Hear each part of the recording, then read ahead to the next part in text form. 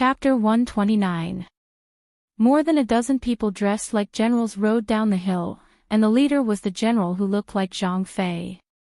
More than a dozen horsemen lined up in a row, and the three saints of Lingwu were so scared that they took a step back.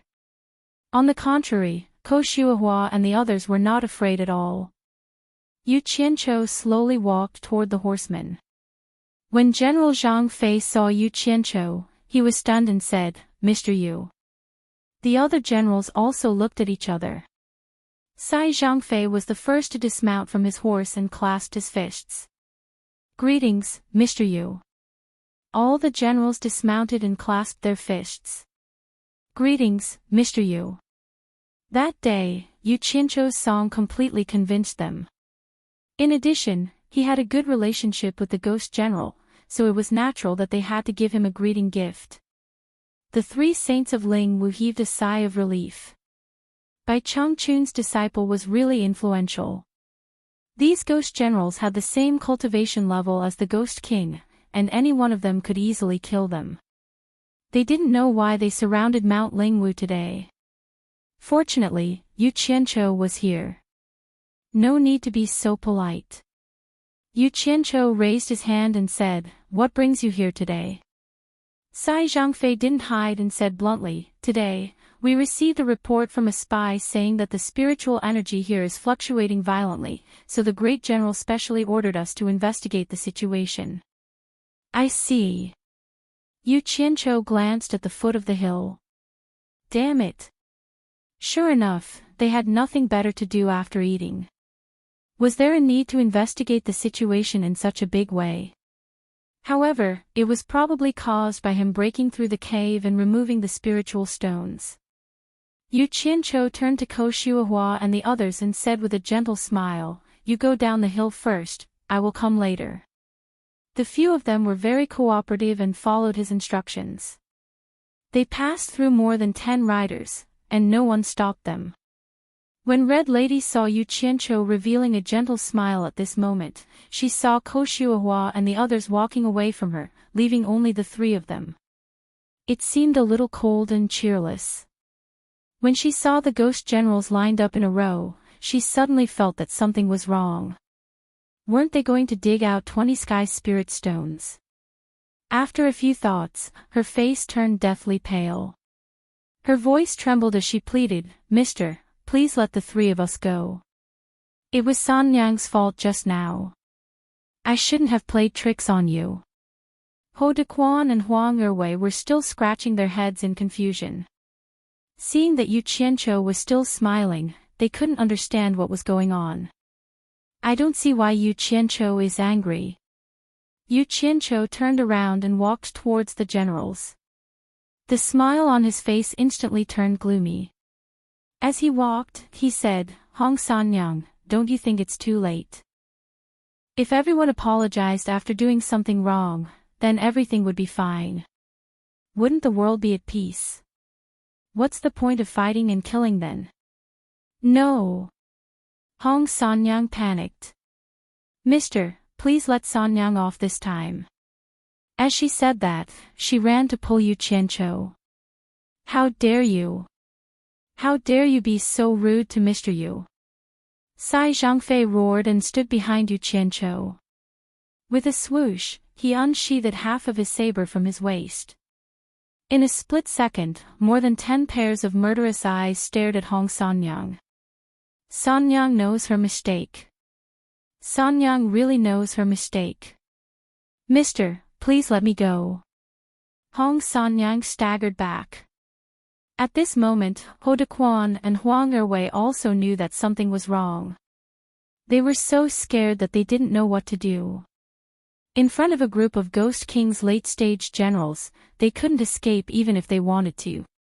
"Generals, please kill these 3 demons on the spot. Don't leave a single one alive." Yu Qianqiu turned around and said coldly and mercilessly. As soon as he said that, the Lingwu 3 saints were really scared out of their wits. The ghost generals were stunned. "We protect you because we respect you. What right do you have to order us around? When they turned around, they saw Yu Qianqiu slowly raising a black token in his hand. They were shocked and immediately said in unison, "Yes, Mr." More than 10 black shadows with late-stage Ghost King's cultivation pounced on the Lingwu Three Saints. The screams came to an abrupt end. A mist of blood spread out. The three demons didn't even have a chance to fight back. Not even their corpses could be found. Yu Qianqiu's mind flashed with Hong Sanyang's voluptuous smile. He shook his head and sighed. What a pity for that pair of tits. I wanted to keep them for my use. Why did they have to show off their little tricks? They brought this upon themselves. More than 10 ghost generals flashed back and cupped their fists in unison, indicating that they had completed their mission. Yu Qianqiu nodded approvingly. Military management is the best. My orders are like a landslide. Wherever I point, I will attack without any discussion. Looks like I need to create an army in the cultivation world. There is a spiritual stone mine at the foot of this mountain. Since the three demons are dead, I can let your great general take over. Yu Qianqiu thought to himself. He had let Meng Yan take advantage of it. A spiritual stone mine. Great general thought that some treasure was about to appear, Sai Zhangfei said regretfully. Sai Zhangfei lamented. Spirit stones were of no use to ghost cultivators. What they needed was yin qi, not spiritual qi. However, he gestured to the people around him, and they immediately spread out to search. Obviously, they wanted to verify if what Yu Qianqiu said was true. Sai Zhangfei turned around and smiled apologetically. Mister, please don't blame me. It's not that I don't believe you. It's just that I have a military mission and I have to be cautious. I was wondering why you made such a big fuss. Turns out that Meng Yan had the intention to steal the treasures. As expected, none of them are good. But you guys are too late. I have already taken all the valuable things. Yu Qianqiu waved his hand and smiled, expressing his understanding. As a soldier, if they couldn't even be careful, then there was no need for them to fight. They might as well take a knife to their own throats and save themselves the embarrassment of being defeated. He was very appreciative of this. Sai Zhangfei suddenly asked curiously. Mister, according to our information, didn't you guys go back? Why are there only a few of you left? Yu Qianqiu roared with laughter. Then there's definitely a mistake in your information. Aren't I standing right in front of you? No way. Sai Zhangfei waved his hand with certainty. Even if our information is wrong, Demon King Aoli wouldn't lie. He is still with the great general. I heard it from his own mouth. He fought with a few experts from Fuxian Island a few days ago. In the end, both sides suffered some losses. At the same time, I received news from our scouts that there are only 6 people left on the Cloud Sky Peak. The others have already left. Demon King Aoli is one of the 10 great demon kings of the demon domain. Yes. He and the great general are the masters of this place. They are sworn brothers. Yu Qianqiu's face twitched. No way. They really left. Mister doesn't need to be suspicious. How can such a big target leave the demon domain without us knowing? But Mister doesn't need to worry. Maybe the 6 people on the Cloud Sky Peak are waiting for Mister. Sai Zhangfei comforted. Yu Qianqiu was still a little confused about what was going on.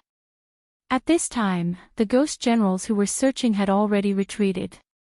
They indicated that there was nothing but a spirit stone mine. Sai Zhangfei nodded. It was exactly as Yu Qianqiu said. Mister, are you going back? Sai Zhangfei asked. Yu Qianqiu nodded. Everyone is going back. I naturally have to go back as well. If Mister doesn't mind, I can escort Mister for a while before reporting back.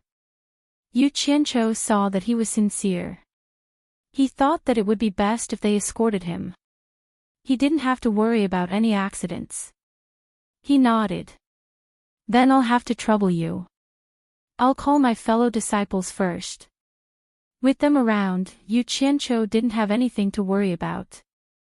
He directly rode his sword down the mountain and found Ko Xuehua and the others. Ko Xuehua asked about the screams on the mountain just now. Yu Qianqiu only said that the 3 Lingwu sages were killed by a group of ghost generals. He didn't say that he was the one who ordered it. Everyone who had some friendship with Hong Sanyang sighed. When they knew that the disciples of the various sects had already returned, they were even more shocked. Then, under the escort of Sai Zhangfei and the 4 ghost generals, everyone flew towards the Cloud Sky Peak without any worries. Chapter 130. The people on the Cloud Sky Peak were none other than the 6 consecrators of supporting Immortal Island. The elders of the other sects had 2 regrets before they left. One was that they didn't know who had injured the 6 consecrators of supporting Immortal Island, and the other was that they wanted to meet Yu Qianqiu. It was clear that Yu Qianqiu was not going to say anything about the first matter. As for seeing Yu Qianqiu, he did not know if Yu Qianqiu would be able to come back alive. Even if Yu Qianqiu could come back alive, he did not know how long it would take. After all, it wasn't their disciple, so they couldn't keep waiting with the people of supporting Immortal Island. In fact, the 6 consecrators were a little anxious after waiting for 2 days. They could clearly see their positions on the spiritual compass, but they didn't dare to go down to look for them. The warning from the person who had injured them was still fresh in their ears. They had also tried to use spiritual sense to transmit their voice several times, but the demon ghost region was really strange. Once spiritual sense transmissions touched the floating yin fog, they couldn't be transmitted. Thus, they thought that the person who had injured them could actually injure them with spiritual sense. They couldn't help being even more shocked and didn't dare to act rashly. Hey! They're back. One of the consecrators stared at the compass in front of him and said strangely. When they heard this, they surrounded the compass. The spiritual sense light spots on the compass were flashing over in a straight line. Guan Dinghai said in a deep voice, "How dare they fly over on their swords? It must be that bastard Yu Qianqiu's idea again. Don't they know that flying on swords in the demon ghost region is very dangerous? How does Wei Wu teach his disciple?" His words sounded like a reprimand, but there was also a sense of pride. It was as if he was telling everyone that only Yu Qianqiu dared to do this in the demon ghost region. The few consecrators smiled slightly, laughing at him for belittling and secretly praising. However, this disciple had really made the Guan clan and supporting Immortal Island famous in the various sections. Otherwise, why would the 6 consecrators be waiting for them here? The strange thing was that the 6 disciples didn't seem to encounter any danger along the way. They didn't slow down at all and were already approaching the mountain top.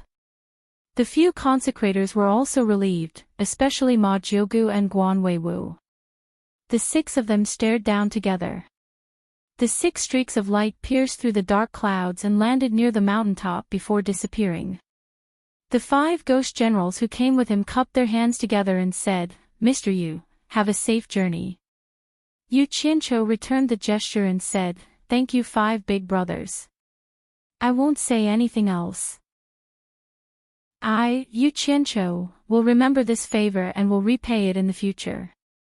The 5 ghost generals cupped their hands again, then turned into several streaks of black fiends and left. Their speed was much faster than when they had sent the group over, and they left with sharp whistles. With the cultivation of Yu Qianqiu and the others, they could not see the situation at the top of the mountain, but the 6 consecrators at the top of the mountain could see their situation. They were all stunned. To think that 5 Ghost King's final stage ghost cultivators would send them off personally.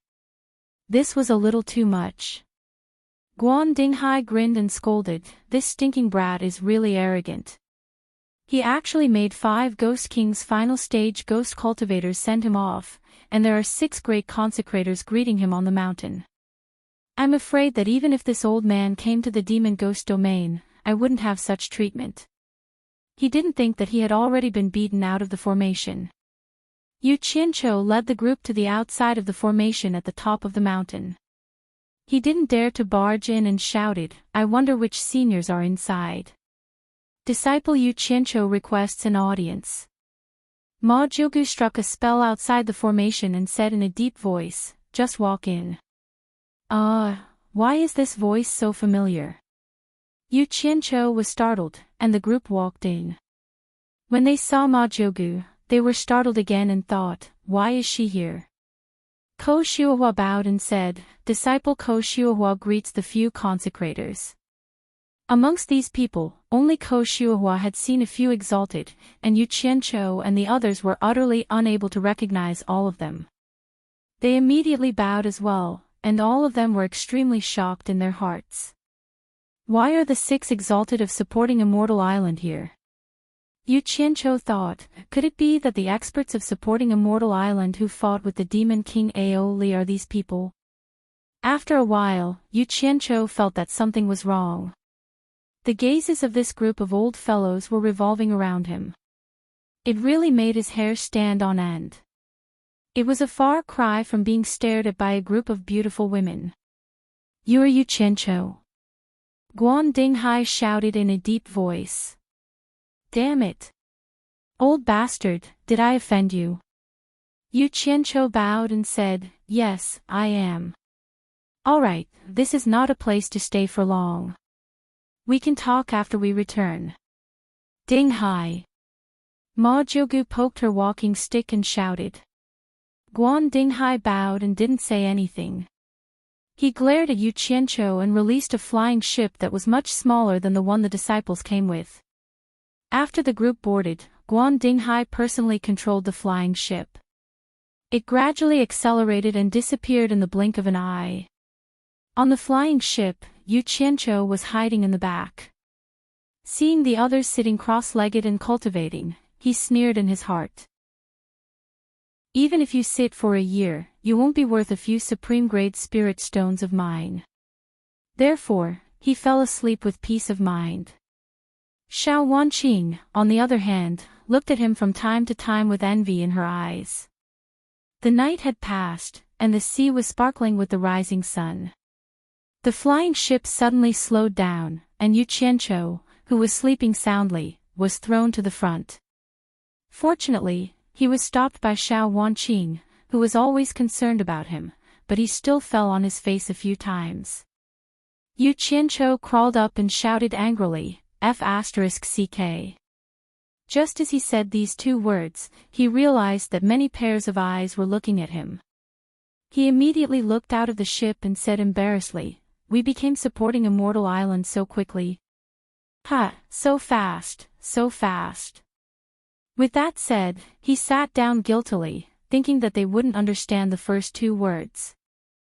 Although the crowd didn't understand what he meant by the first 2 words, they didn't think that it was anything good, so no one paid attention to it and just smiled. Xiao Wanqing covered her mouth and couldn't stop laughing. Guan Dinghai, who was at the bow of the ship, looked back and thought, "This is really out of control. I've been flying the ship for a night, and you're really not polite. You actually slept for a night. I'll let you sleep." When the 6 high officials returned, the welcoming scene of Fuxian Island was quite grand. Feng Xiangtian led a group of elders to welcome them in front of the main hall of Pinglai Pavilion. When everyone got off the ship, Yu Qianqiu was still hiding at the back. Seeing that there was no need for these disciples, he found Guan Weiwu in the welcoming crowd and quickly ran to greet, "Master, I'm back." When he saw Ferdinand beside his master, he greeted, "Elder Fei." Guan Weiwu patted his shoulder and laughed, "It's good that you're back, it's good that you're back. Not bad, not bad." Regarding his disciples' glorious deeds, he, as the master, also benefited greatly. The group of people who came back earlier had already spread the news about Yu Qianqiu in the Demon Ghost region, and almost everyone in Fuxian Island knew about it. These 2 days, Guan Weiwu was so happy that he couldn't even close his mouth. Ko Shuahua and the other 3 disciples of Wanfen Garden naturally came to greet Ferdinand. This Ferdinand was also very happy. Although there were only 3 people from Wanfen Garden, they all came back alive. Especially when all the nascent soul stage disciples of Fuxian Island were annihilated, only Ko Shuahua of Wanfen Garden was unharmed. Speaking of this, it was really glorious. In fact, Ko Shuahua and the other 2 were also very lucky. Originally, Ferdinand sent them to protect Yu Qianqiu, but the result was unexpected. If it wasn't for Yu Qianqiu, they really didn't know if they could come back alive. Old Guan, this is your disciple Yu Qianqiu. Not bad. Elder Guan, this is your disciple Yu Qianqiu. Not bad. Elders from various branches constantly came to greet Guan Weiwu, but their eyes were all staring at Yu Qianqiu.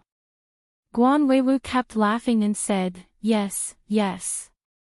Yu Qianqiu kept nodding and bowing as he called out the name of an elder. "Weiwu, come with me for a while." Suddenly, someone walked over and said coldly. Guan Weiwu's smile suddenly froze on his face, and he said timidly, "Father." Then he followed that person. Damn! That old bastard is actually Master's father. Yu Qianqiu was also stunned. Isn't this the consecrator who controls the spaceship?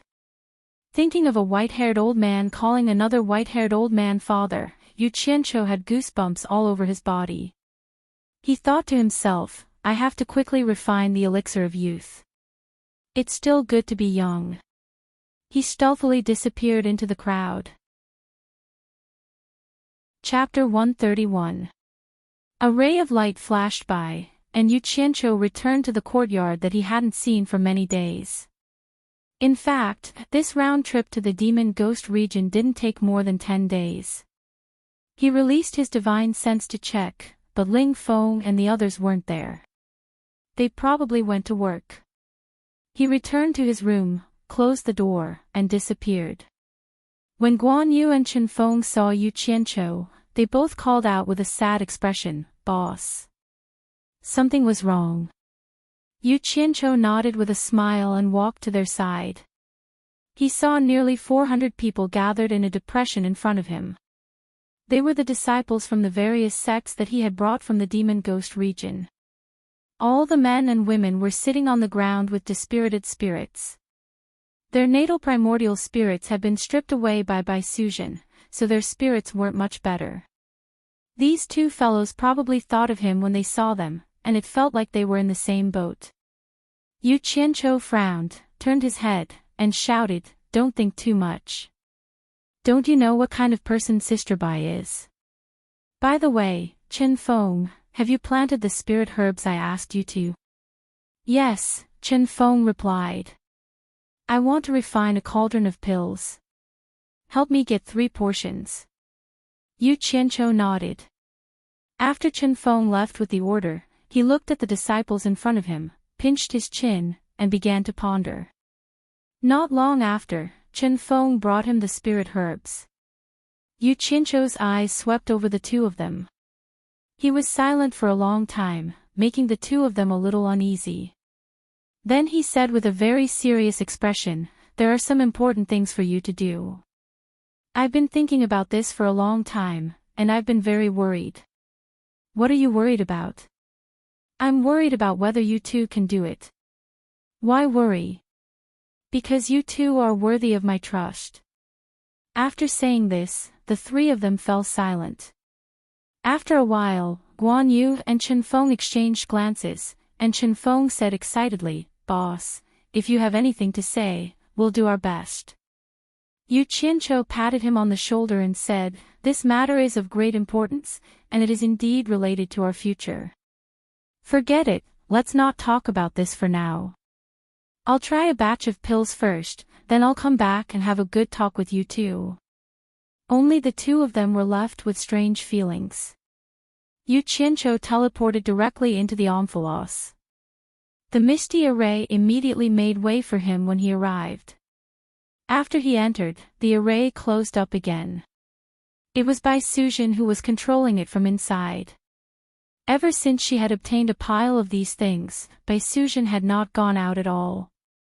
She had been guarding the Adumbra flower all this time, afraid that it would be stolen.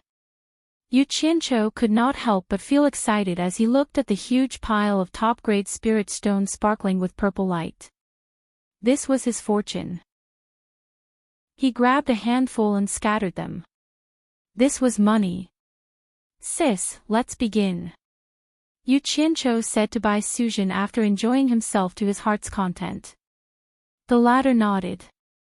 Her usually gentle and quiet face was flushed with excitement. For a woman, youth was not always an irresistible temptation. Yu Qianqiu climbed onto the black lump and stared at the Adumbra flower carefully. He had not looked at it carefully ever since he found it. Legend had it that it took 1,000 years to grow a single strand, but there were actually close to 200 strands. Didn't that mean that this Adumbra flower had grown for close to 200,000 years? It was a bit difficult to make a move. Close to 200,000 years. What kind of concept was that? It was a sin. Yu Qianqiu silently muttered sin, sin as he stretched out his fingers and gently plucked out 3 strands. After jumping down, he waved the white velvet strands in front of Bai Sujin and said with a bitter smile, 3,000 years for such a small thing. Bai Sujin nodded and suddenly asked doubtfully, is 3 enough? Should I pluck some more? It's enough, it's enough. Yu Qianqiu hurriedly waved his hand and said, 1 strand for each set of spiritual herbs is enough. Sis, don't look down on this little thing. This is a heavenly treasure that only grows a single strand every 1,000 years. It's not good to use too many of these pills. 1 strand is just right. The 2 of them exited the formation and entered a small cave. Deep underground, the temperature gradually rose and they could vaguely see the red, rolling lava in front of them. The 2 of them turned into a newly excavated stone room. Flames were raging inside and a hole in the center of the room was spewing out raging flames. Bai Sujin waved her large sleeves and a pill furnace beside her flew up, just in time to suppress the fire. The stone room immediately darkened. Yu Qianqiu took out the pill recipe Jade Archive and found the Rui pill among the top-grade pills. He repeated the pill recipe that he had already memorized and compared it in his mind. Then, he practiced it a few times in his mind. After making sure that there were no mistakes, the pill furnace was almost ready to heat up. The lid of the furnace opened and a strand of Adumbra flower was thrown into the furnace along with several spiritual herbs. Yu Qianqiu immediately sealed the top of the furnace and concentrated on refining. Suddenly, he noticed a strand of divine sense attached to the walls of the furnace. Needless to say, it was definitely Bai Sujin's. There was no one else here either. Not long after, the various spiritual herbs were refined into sparkling liquids of various colors. When that strand of Adumbra flower was refined, it immediately turned into a tiny drop of spiritual liquid that shone brightly. A heavenly treasure was indeed a heavenly treasure. Ordinary spiritual herbs couldn't compare to it. Yu Qianqiu steadied his mind and immediately became as calm as still water.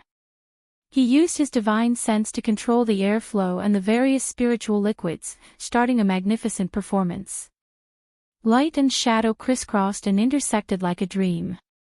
Bai Sujin was mesmerized as she watched.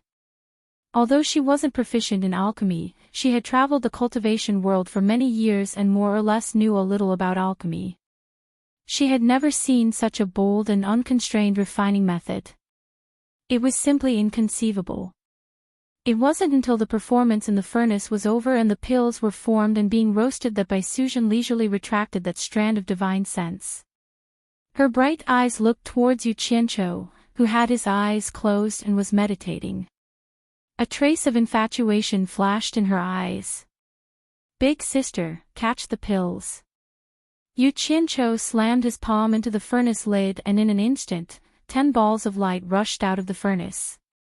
Bai Sujin, who had regained her senses, opened her slender palm, and the 10 balls of light drew a beautiful arc in the air before gathering in her palm. Yu Qianqiu immediately ran over with a smile on his face. When he suddenly saw the dazzling balls of light in Bai Suzhen's palm, he was immediately stunned. He took one of the pills from her hand. Even he himself was taken aback. The Rui pill between his fingers was so blurry that it was almost impossible to see what it looked like inside. It was shrouded in a layer of pill halo. The pill halo was completely different from the pill halo he had seen before. It was actually a dazzling rainbow glow. It could probably be used as a light source in a dark place. Bai Suzhen covered her mouth in shock. Yu Qianqiu smiled foolishly and said, "Big sister, it should be a success." The former nodded vigorously. If this wasn't a success, then what was? Although the pill recipe Jade Archive didn't record this phenomenon after the pills were formed, anyone could tell that this furnace of pills was quite successful. Yu Qianqiu didn't have much experience with this kind of situation. He attributed it to the miraculous effects of the Adumbra flower. However, he didn't know that the pill refining method he had unintentionally invented was already qualified to establish his own sect. He had to admit that it was a stroke of good fortune. However, a certain someone was completely unaware of it. He continued to work hard and produced another 2 batches of pills that were 100% successful. From Yu Qianqiu's point of view, this wasn't strange at all. He had never refined a failed pill before. If the seniors of the pills sect from thousands of years ago were to find out about this, they would probably be so ashamed that they wouldn't be able to show their faces. Chapter 132. He placed the 2 batches of completed pills into his storage pouch. Bai Suzhen held the 10 rainbow glow pills in her palms and handed them over. Yu Qianqiu was taken aback and gently blocked them with his hand. Then, he looked at her and shook his head lovingly. He said softly, "This pill is called the Rui pill. It's one of the best quality pills in the elixir recipe Jade Archive. Its effects are extraordinary. It has the miraculous effect of detoxifying and maintaining youthfulness. It's the best pill for women to maintain their skin. Sister, it's just right for you to keep. Besides, the first batch of pills was originally meant for you." Bai Suzhen's eyes were filled with tenderness. She didn't say anything and simply nodded her head. Then, she put the pills into her waist pouch. With a wave of her sleeve, the pill furnace flew up and landed in a corner of the stone room. In an instant, the room was filled with a fiery red color. The 2 of them tacitly walked out. Yu Qianqiu stood at the peak of the mountain and watched as Bai Suzhen fluttered on the cliff wall of the deep valley. With a wave of her hand, she wrote the words "Forbidden Area" with an imposing aura. Her graceful figure once again twisted in the air and gently landed beside him. A cool breeze blew, and her beautiful hair fluttered. The 2 of them stood there silently, quietly looking in the direction of the bamboo house. "Sister, I like the feeling of standing on a high place." Sister, shall we build a house on this mountain?" Yu Qianqiu turned his head and stared at the peerless beauty beside him for a while. His heart was at peace. Not long after, Guan Yu and Chen Feng, who were summoned by his divine sense, arrived on their swords. The 2 of them landed and called out in unison, "Boss." Yu Qianqiu smiled and took out 2 purple crystals, handing them to the 2 of them. He said, "These are very precious. I almost lost my life in the demon domain to get them. It's not much. Each of you can take 10. Bai Suzhen's eyes were still calm. Chen Feng looked at the purple crystals in his hand and scratched his head. "Boss, what is this?" Guan Yu seemed to be in disbelief.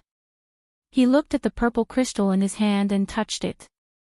After a long time, he cried out involuntarily, "Is this a top-grade spirit stone?" "Ah!" Chen Feng hurriedly held it in front of his eyes and said with widened eyes, "Could it be a top-grade spirit stone that can be exchanged for 10,000 top-grade spirit stones?" "Not bad." Yu Qianqiu laughed and scolded, "Two useless things, aren't they just a few stones? Quickly put them away, I still have something to tell you too." The two of them carefully put them away in their storage pouches. Chen Feng's eyes were slightly red as he muttered, "Earlier, you said that you nearly lost your life to get this. Now, you say it's just a few stones. Brat, you've learned to talk back to me." Yu Qianqiu jokingly scolded. As he spoke, a rainbow-colored light flashed in his hand, and he handed one to each of them, saying, "This is the good stuff, I just refined it."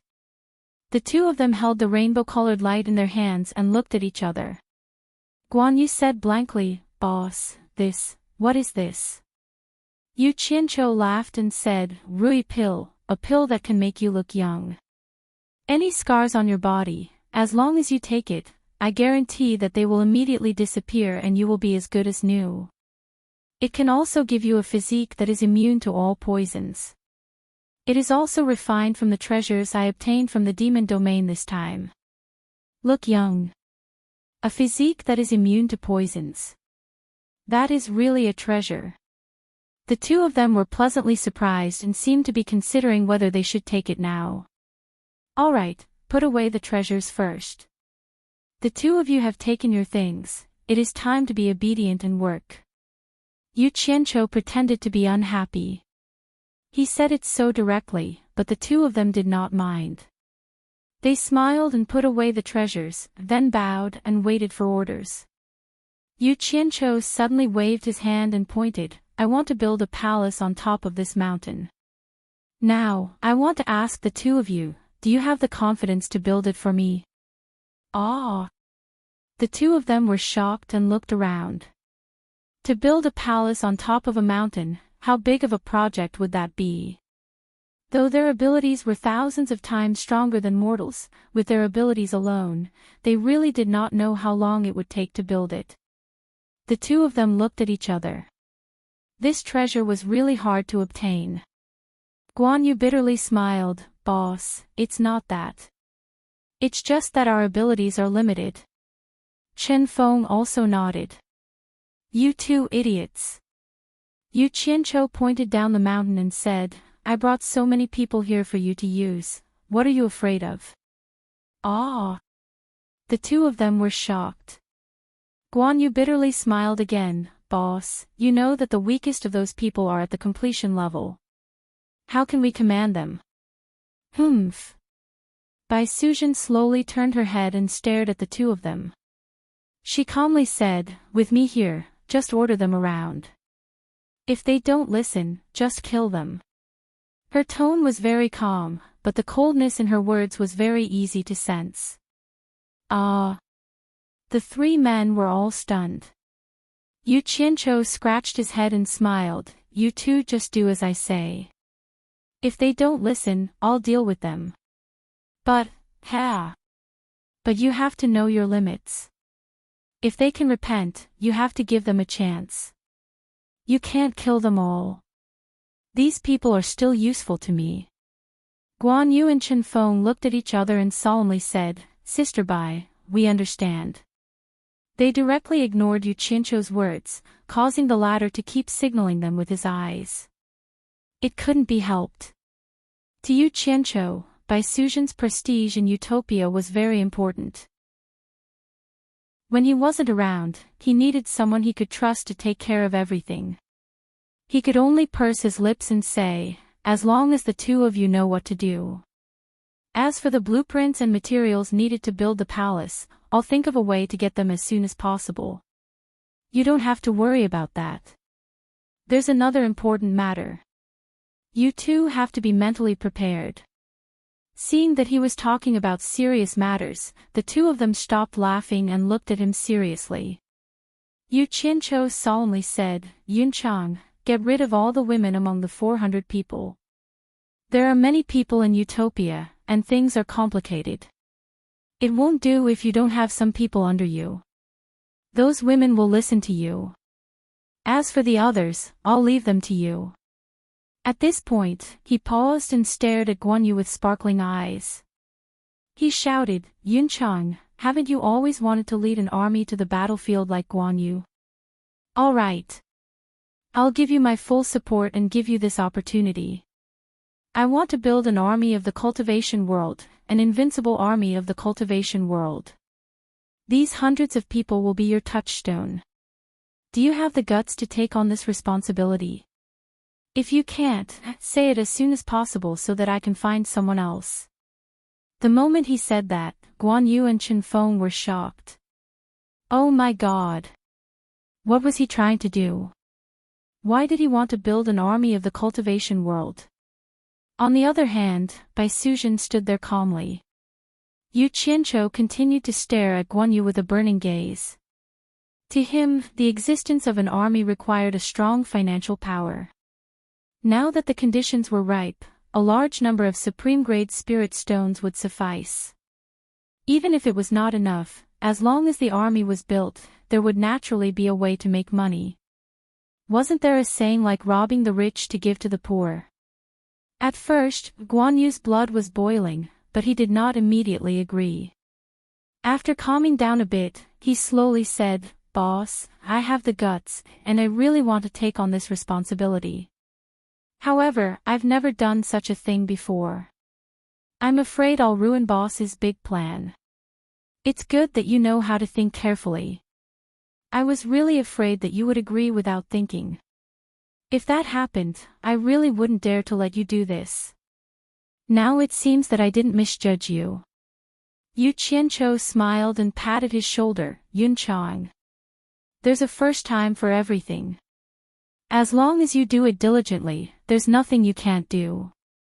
Perhaps you'll have to take more detours, but it doesn't matter. I believe that you can do it well. Don't worry. I know a little about leading troops. When the time comes, I can give you some ideas. That's settled. From today onwards, those few hundred people will be your subordinates. Don't care if they're core formation or original infant. You only need to know one thing. They're all your soldiers. With Yu Qianzhou's words as a foundation, Guan Yu immediately nodded his head with great confidence. At the side, Chen Feng's face was full of envy. Which man didn't have the dream of galloping on the battlefield? Yu Qianzhou fiercely stared at him and shouted, What are you looking at? You also have something to do. Tell me first if you have the confidence to do it. If you don't, I won't bother to talk to you. There are many people out there. Yes, yes, yes. Chen Feng patted his chest and said passionately, Boss, if you have something to say, I'll definitely do it well. In his opinion, since Yu Qianzhou dared to do something as crazy as building an army in the cultivation world, the mission he gave him must be extraordinary. If he didn't participate, he would be letting himself down. Chapter 133. That's good. Yu Qianzhou smiled and said, Chen Feng, I'm sure you don't want your family's talisman crafting skills to be lost, right?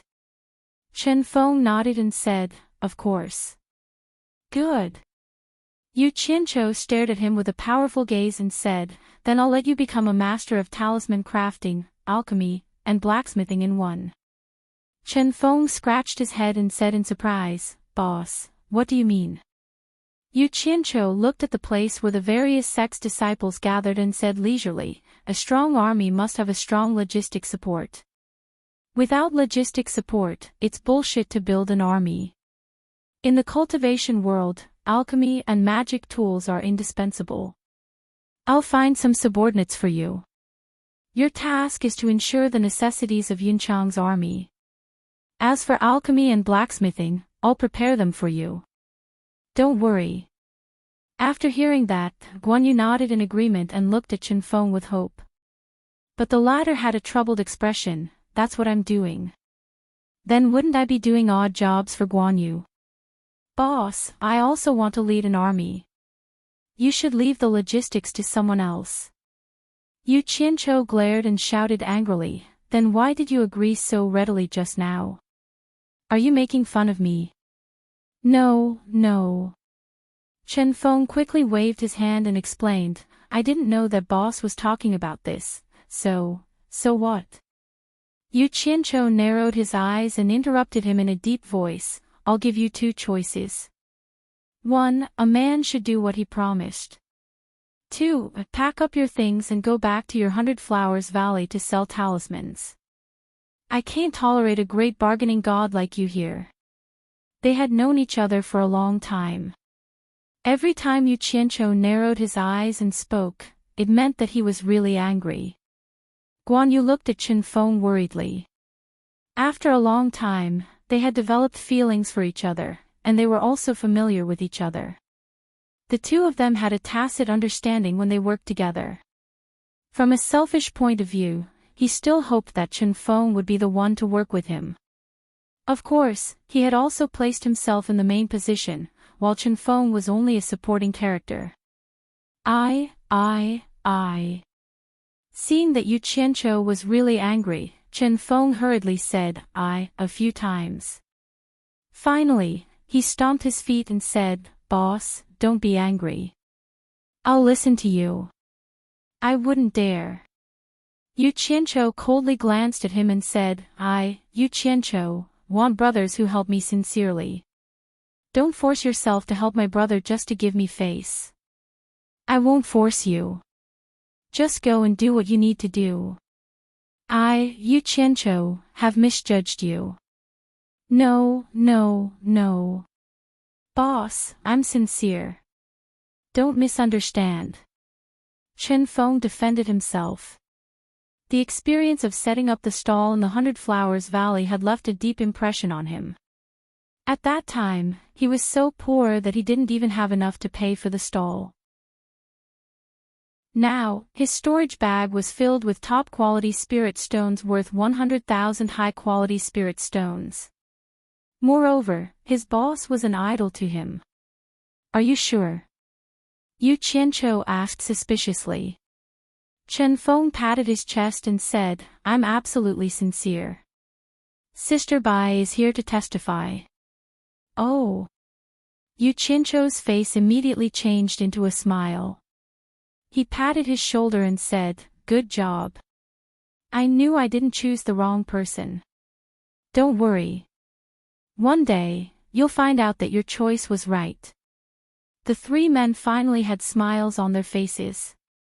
The little misunderstanding just now was gone in an instant.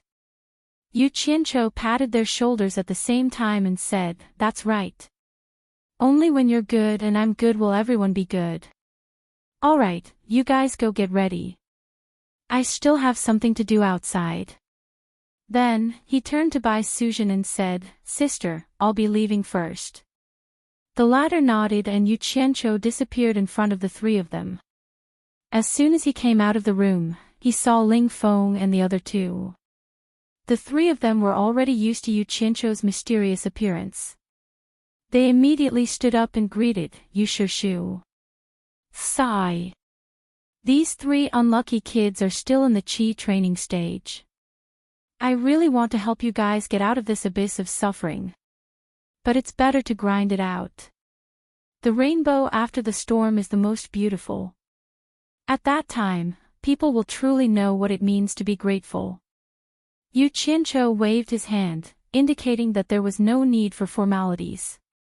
He smiled and said, You're all back.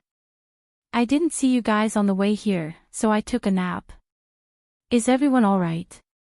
Ling Feng smiled bitterly and said, What's good about it? It's still the same. I don't think so.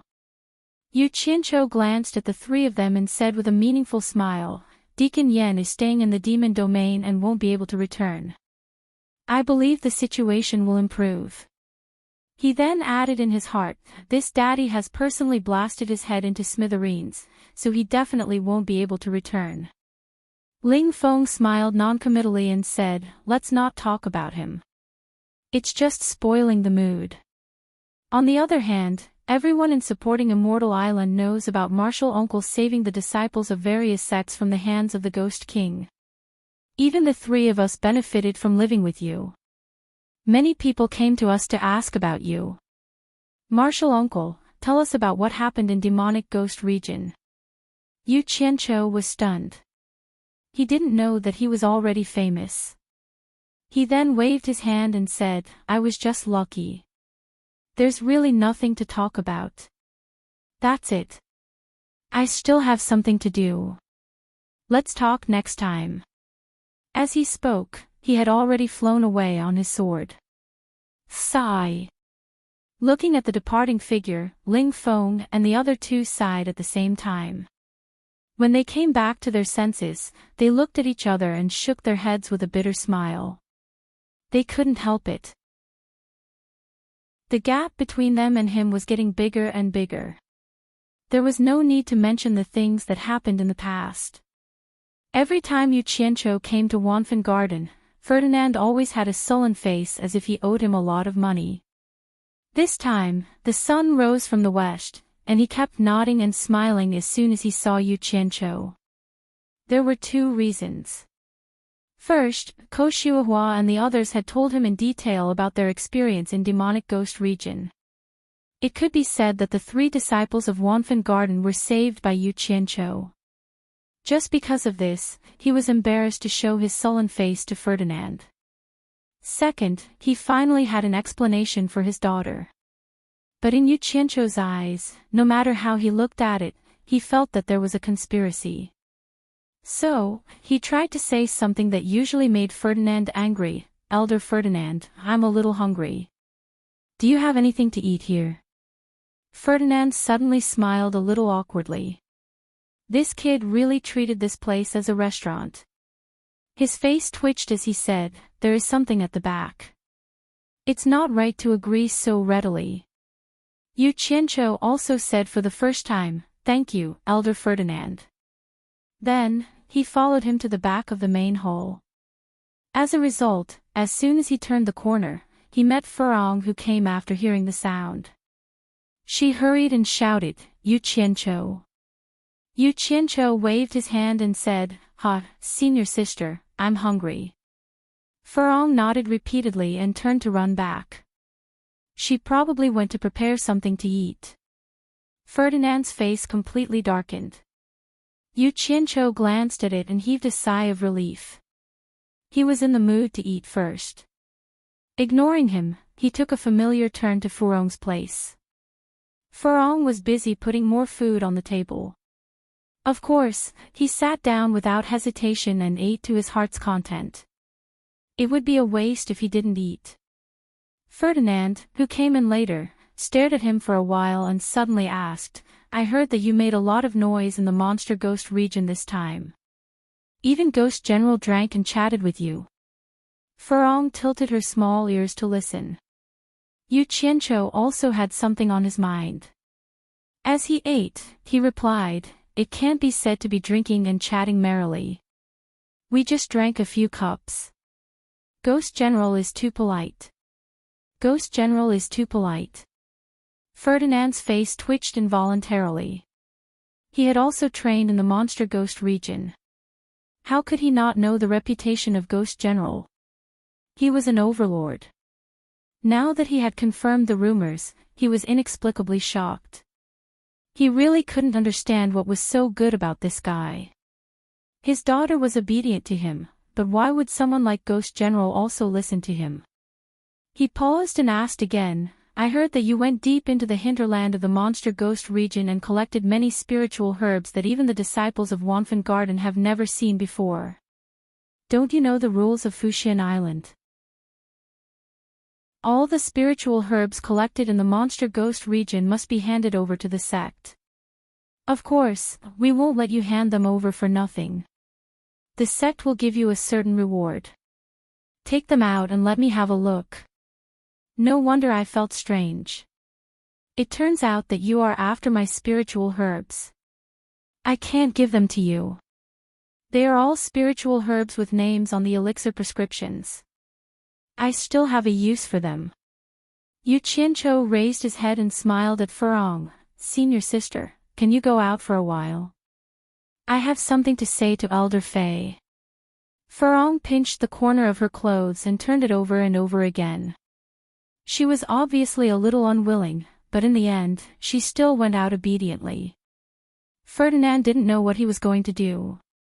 After waiting for a long time, he heard him say lightly, "I just used them today." Immediately, he was so angry that he pointed his finger and shouted, "How dare you? Do you still have any respect for the sect rules?" He was indeed angry. Every principal elder of Wanfen Garden was proud of being able to add a few spiritual herbs to Wanfen Garden. This guy had collected so many rare spiritual herbs but used them privately. How could he not be angry? "Why are you so noisy?" Yu Qianqiu suddenly stood up and smashed the chicken drumstick in his hand on the ground. He pointed at him and shouted angrily, "Do you think I feel good every time I come here to eat because of your face? Do you know why I didn't agree to let Jiu stay in the mulberry garden? Do you really think I'm stupid? Don't I know that mulberry garden is better than the alchemy pavilion? Do you think I'm comfortable in the alchemy pavilion? Do you think I'm a genius for creating my own alchemy technique in alchemy? That's what I often spend more than 10 days to figure out. Why is that? Because I saw that you, as a useless father, wanted to personally refine a good pill to treat senior sister's face, so I risked my life to go deep into the hinterland to collect spiritual herbs even though I knew that the demon ghost region was very dangerous. Now that I've put in so much effort and thought, God didn't disappoint my painstaking efforts and finally refined a healing pill.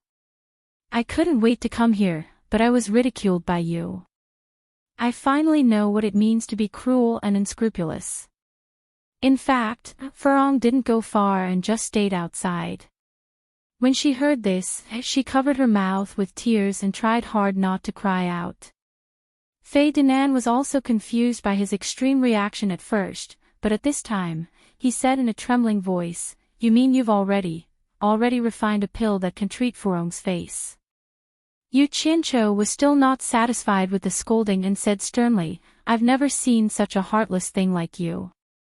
I did collect a lot of spiritual herbs in the demon ghost region, but I didn't give them to the sect.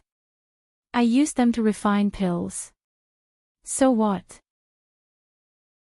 I even gave up my life for senior sister, so why would I be afraid of an old man like you?" As he spoke, he took out a 7-colored spirit pill from his bag of holding and shouted, "I don't have any spirit herbs, only a refined spirit pill.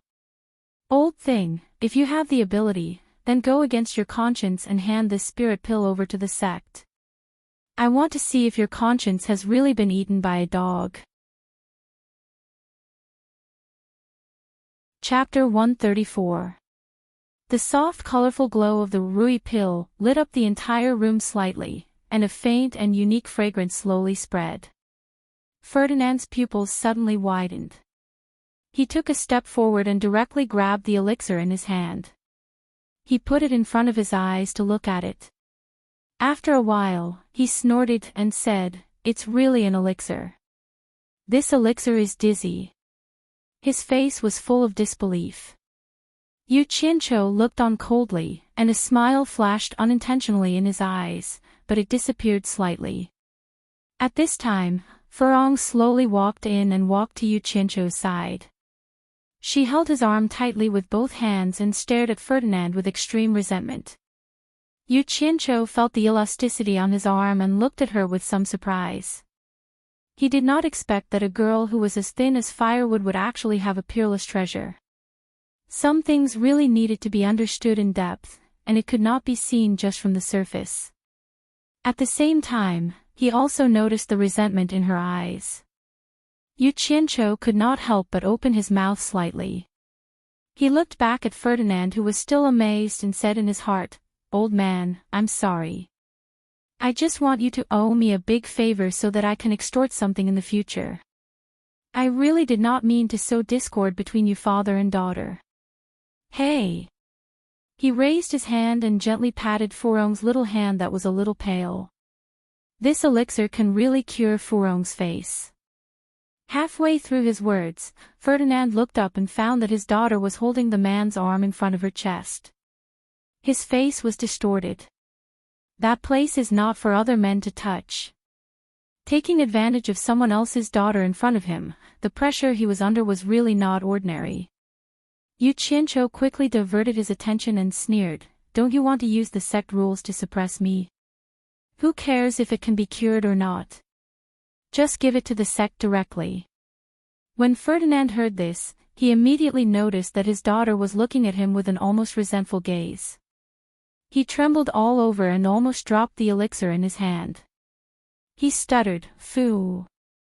Furong, I didn't mean that. Take it and try it. Maybe it will work." As he spoke, he handed the elixir over with trembling hands. However, Furong held Yu Qianqiu's arm tightly and took a step back. She bit her lips hard and stared at Ferdinand. The latter felt his hair stand on end, and his Adam's apple bobbed up and down. Even with his cultivation base, there was a thin layer of sweat on his forehead. In the end, he looked at Yu Qianqiu pleadingly. "What a pitiful parent. Old thing, now you know the consequences of challenging me." Things started because of him, so he had to find a way to resolve it. Otherwise, Ferdinand would hate him to death. Yu Qianqiu turned around and grabbed the little hand on his arm, whispering, "Senior Marshal Sister, since your father wants you to give it a try, you should give it a try." Ferdinand's mind was already in a mess, and his body was covered in cold sweat. Hearing that, he nodded at Hibiscus. However, Hibiscus shook her head hard and said, "I don't have a father, I don't want to cure it." It was rare for her to speak, but when she did, it was very scary. Yu Qianqiu was shocked to find that there was a touch of red on her lips. It was obvious that she had bitten it just now. He could not help but be stunned and a little stunned. Hearing that, Ferdinand suddenly felt as if he had been struck by lightning. His face instantly turned pale, and he staggered back a few steps. That touch of red almost broke his heart. Damn it. This is too much. If this goes on, old Phil will fight with me after this. Yu Qianqiu immediately pulled his arm out of that plump and short-of-breath chest. He took the elixir from Ferdinand's hand and gave it to Hibiscus. He said softly, "Senior Marshal Sister, your father really didn't mean that. Don't misunderstand. It will be good for you to take it." "No." Hibiscus spat out a word forcefully. She shook her head and retreated until she leaned against the wall. She still shook her head and refused. He had never seen this girl have the courage to refuse anyone. He did not expect that she would refuse so unhesitatingly today. She must be really sad.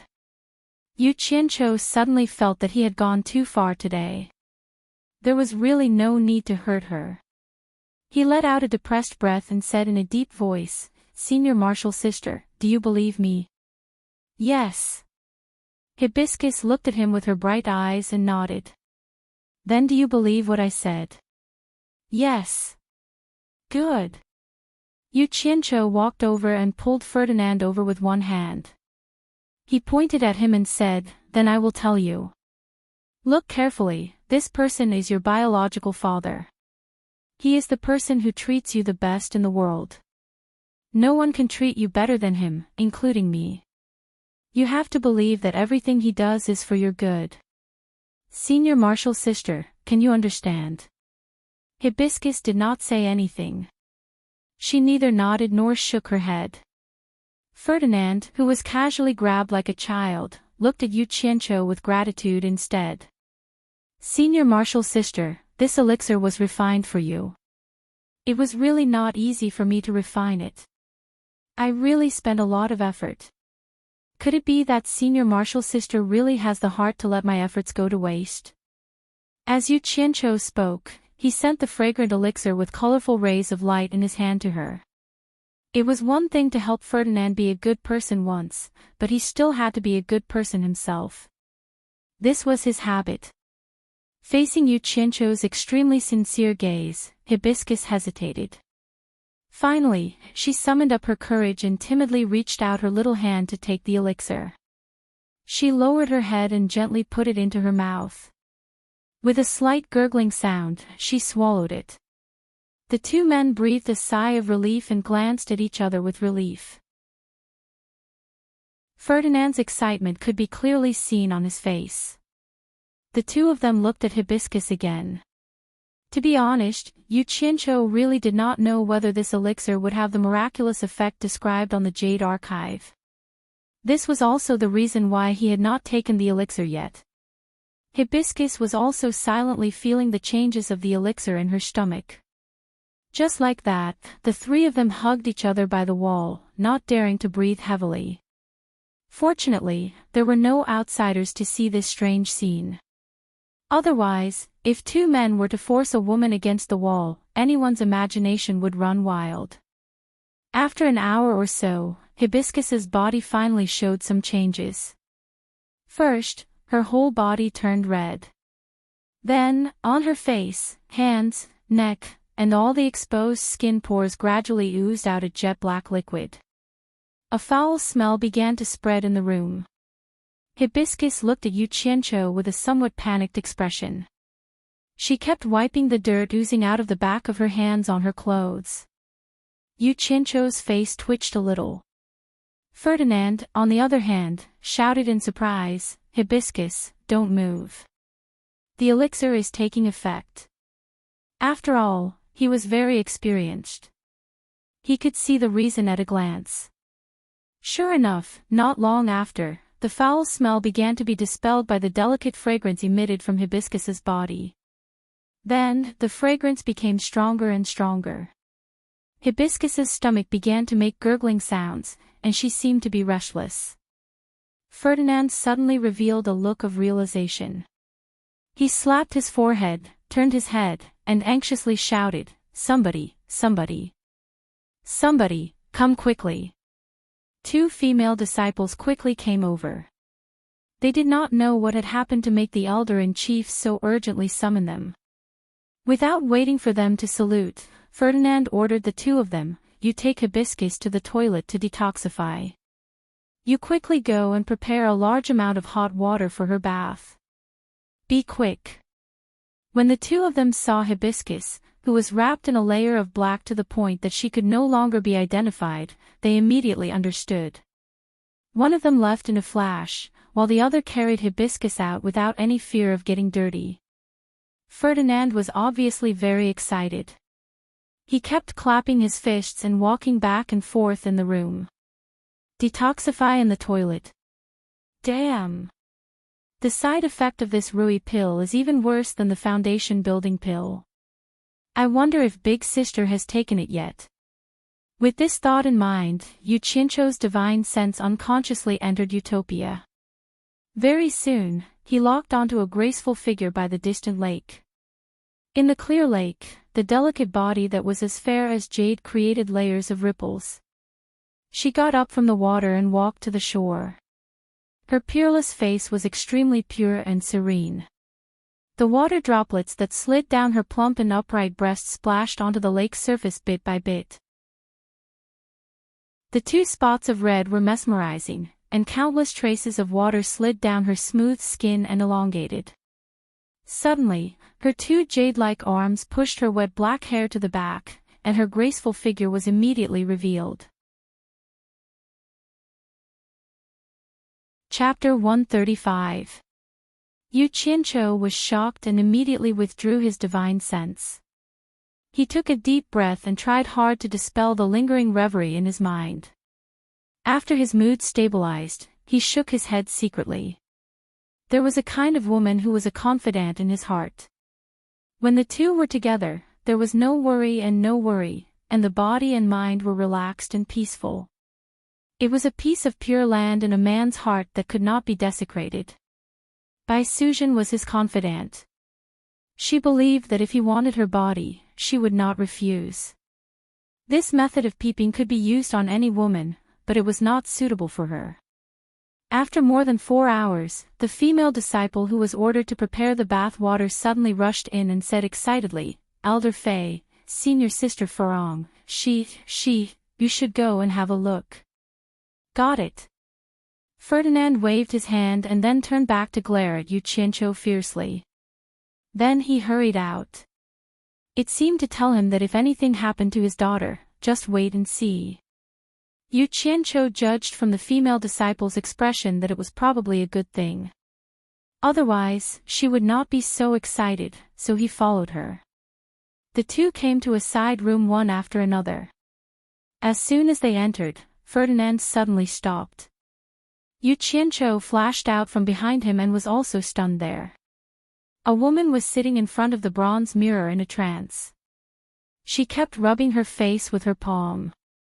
When she saw someone coming in, she slowly turned her head and revealed her beautiful appearance. Damn! This beauty is Furong. Yu Qianqiu's eyes widened. The beauty in front of him blocked her face, but her figure was indeed Furong's figure. It was just that her face seemed to have changed into another person, which was very different from before. Ferdinand trembled all over and nodded with tears in his old eyes. She looks like your mother. Yu Qianqiu looked at him suspiciously. No wonder you have an affair with your wife. It turns out that your lover is more beautiful than your wife. Yu Qianqiu. Furong stood up and shouted shyly. Yu Qianqiu scratched his head and smiled embarrassedly. So Senior Marshal Sister's original appearance is this beautiful, huh? I really didn't expect that. Thinking of the time when he called her ugly in the mulberry garden, he really felt a little embarrassed. Furong immediately lowered her head shyly. A female disciple on the side said, "Elder, I'll help Shiji comb her hair." Ferdinand wiped his tears happily, laughed and said, all right, let's go out." After saying that, he also pulled Yu Qianqiu out.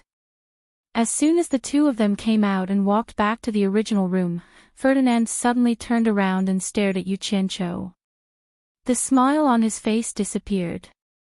After a long time, he said, "How many elixirs have you refined in this furnace?" Yu Qianqiu snorted coldly in his heart. It seemed like his daughter's face had been cured. Now that she had nothing to worry about, she wanted to fall out with him. Without changing his expression, he said, "Originally, one furnace was supposed to refine 10 pills, but in the end, 9 pills were wasted. Fortunately, there was still 1 pill left, otherwise, Senior Sister's face." As he said this, he shook his head. 9 out of 10 pills were wasted. Ferdinand raised his eyebrows and didn't show that he believed it. He turned to the side and said leisurely, "I'm afraid it's not an ordinary spirit herb. Otherwise, it definitely won't have such a miraculous effect. Yes. I believe that Senior Sister's face can stay young forever." Yu Qianqiu replied lightly. Ferdinand turned around and said, "What kind of spirit herb is it? It can actually stay young forever. If Ghost General is right, I believe that not only can it stay young forever, but it can also be immune to all kinds of poisons in the future." Yu Qianqiu stared at him and said slowly, "Ghost General said that the spirit herb is called Audumbra flower. I don't know if Elder Ferdinand has heard of it." Ferdinand's body shook, and his eyes lit up. After a long time, he returned to normal and sighed, "Treat Furong better. If there's anything I can help with in the future, don't hesitate to find me." "Humph. If you know about the Audumbra flower, you should know that it can't be cultivated. Your daughter has already used it, and you still want to bully me. You should know better than me the consequences of using this kind of heaven and earth treasure privately. Old thing, you have to return the favor you owe."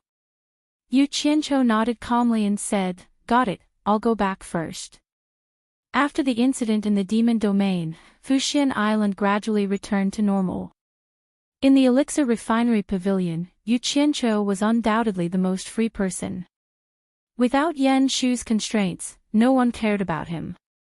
In addition, he was famous and was Guan Weiwu's personal disciple, so the Elixir Refinery Pavilion let him do whatever he wanted and didn't arrange anything for him to do. He also kept a low profile and acted alone. He always had a smile when facing everyone, didn't fight with anyone, and didn't conflict with anyone. He was often very generous. As for the disciples of the other branches, he almost didn't interact with them.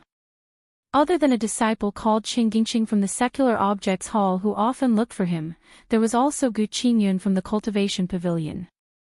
In short, Yu Qianqiu had completely entered a period of hibernation. Behind the scenes that others couldn't see, he was abnormally busy.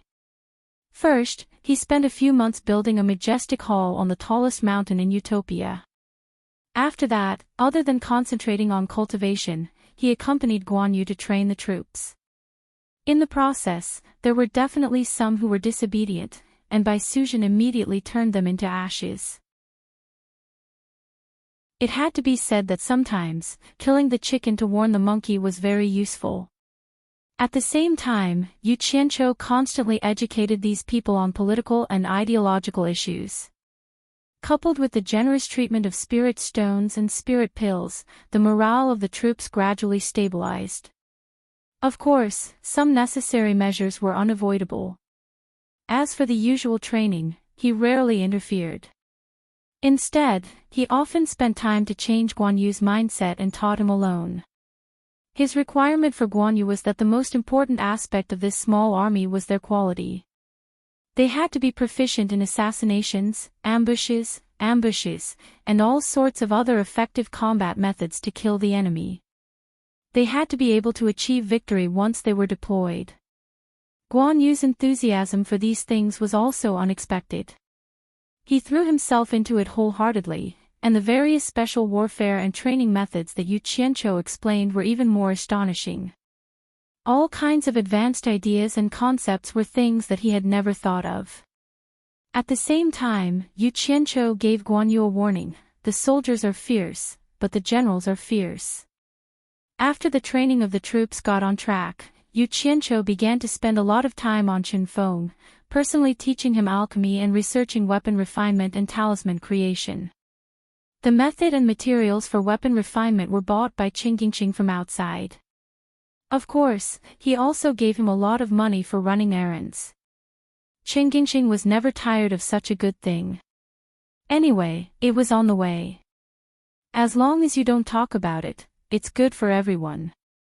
In the blink of an eye, it was time for supporting Immortal Island to distribute the Foundation establishment pills. Yu Qianqiu diverted some of his attention to Ling Feng and the other two. As expected, the three of them did not disappoint him and all failed. Naturally, the three of them would be expelled from supporting Immortal Island. Yu Qianqiu sat on a stone bench and looked at the three dejected people in front of him. Behind him stood a peerless beauty who was gently massaging his back. This person was none other than Hibiscus.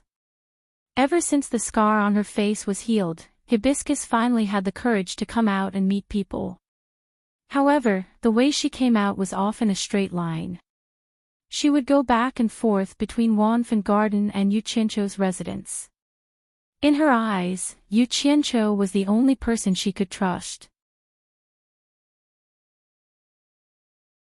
Chapter 136.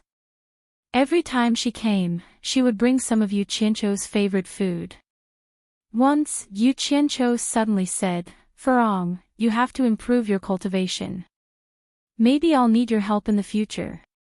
Therefore, other than the appointment time with Yu Qianqiu, Furong spent the rest of her time on cultivation. With the help of the medicinal pills personally refined by Yu Qianqiu, she successfully broke through to the core formation stage. As a result, Ferdinand was overjoyed. It was naturally a good thing to have someone to supervise his daughter's cultivation. In the cultivation world, what was more practical than improving one's own strength? Therefore, he was happy to see his daughter run to Yu Qianqiu. Moreover, he also knew that his daughter would not be able to leave Yu Qianqiu in this life. He also accepted his fate. "When are you leaving?" Yu Qianqiu looked at the three of them and smiled. Ling Feng sighed. "Sigh. I've woken up from my dream. It's time to leave. I think it'll be in a few days." Yu Qianqiu patted Furong on his shoulder and signaled Furong to stop and rest. Furong obediently leaned behind him and looked at the 4 people sitting around with her bright eyes innocently. Ling Feng and the other 2 secretly sighed. Look at what kind of life she led. The dignified daughter of the Wanfan Garden's principal elder personally patted her back. Moreover, she was such a beautiful woman. The table was filled with snacks brought by Furong. After Yu Qianqiu personally filled the 4 wine glasses on the table, he asked, "What are your plans after leaving?" The 3 of them looked at each other and shook their heads with a bitter smile. Ling Feng said with a bleak expression, "The 3 of us were orphans. We were brought to Fuxian Island when we were young and never left. Now, we don't even know what the outside world is like. After leaving, we really don't know what to do. You don't want to walk the path of cultivation anymore." Yu Qianqiu held a wine glass and asked. Ling Feng shook her head. "There's no chance. There will never be a chance. 3 foundation establishment pills can't help a disciple who is expelled from the sect. Which sect in the cultivation world would take in the abandoned disciples of supporting Immortal Island?" Hearing this, Beizi picked up the wine cup in front of her and drained it in one gulp. She actually shed tears and cried, "Martial uncle, I really can't accept this. I really can't accept this." Xian Ping drank a cup of wine in a muffled voice. Yu Qianqiu filled up their cups again and said with a smile, "What if we still have a chance after we get out of here? Do you guys want some?" The 3 of them shuddered and looked at him. Ling Feng pondered for a moment and stood up in surprise. "Does Martial Uncle have a clear path? If you can guide us, the 3 of us are willing to follow Martial Uncle's orders from now on." Yu Qianqiu smiled without saying a word. He glanced at the other 2 and raised his cup to drink. Beizi and Xian Ping immediately stood up and said, "Martial Uncle, please show us the way. We are willing to listen to your orders. It's good to talk to smart people." Yu Qianqiu gave them a thumbs up. Then, he took out a small white porcelain bottle that was sealed and used to store pills and placed it on the table. He said with a smile, "If the 3 of you still want to succeed in building your foundation, after you leave supporting Immortal Island, bring this bottle to the capital of Huaxia Empire as soon as possible. Go to the Pillar of State General's office and find a person called Shi Xiaotian. He is the 3rd young master of the general's office. After you find him, tell him that I told you to find him. He will naturally arrange a place for you to stay and wait patiently. When the time comes, someone will come to help you build your foundation. Remember this well and don't forget it." The 3 of them were pleasantly surprised. They looked at each other and didn't know if this was true or not. Ling Feng took a deep breath and held the porcelain bottle in his hand. This was their only chance. Whether it was true or not, they had to give it a try. He repeated Yu Qianqiu's words again. After confirming that there were no mistakes, he nodded and said, "Martial Uncle, we will remember your words. It's good that you remember it. You will have to grasp the opportunity yourselves." Yu Qianqiu then nodded and gestured for the 3 of them to sit down. He said, "I heard that there are more than 10 disciples expelled from supporting Immortal Island. If possible, it is best to bring them with you. Consider this a test. Don't let the others know." The 3 of them exchanged glances and nodded. "Martial Uncle, we understand." A few days later, in front of Penglai Pavilion's main hall, more than 10 dejected disciples boarded their flying magic tools under the supervision of 2 disciples from the Secular Objects Hall. These disciples had stayed on supporting Immortal Island for so many years, but they didn't even have anyone to send them off.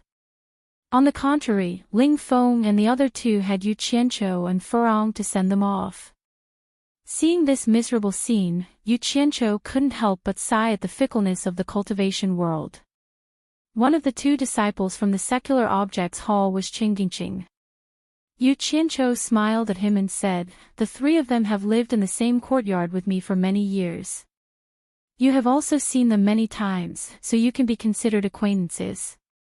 Please take care of them on the way." They have old friends in the capital that they are going to seek refuge with. If it is convenient, try to get them to stay close to the capital. I know. You are so garrulous like an old woman.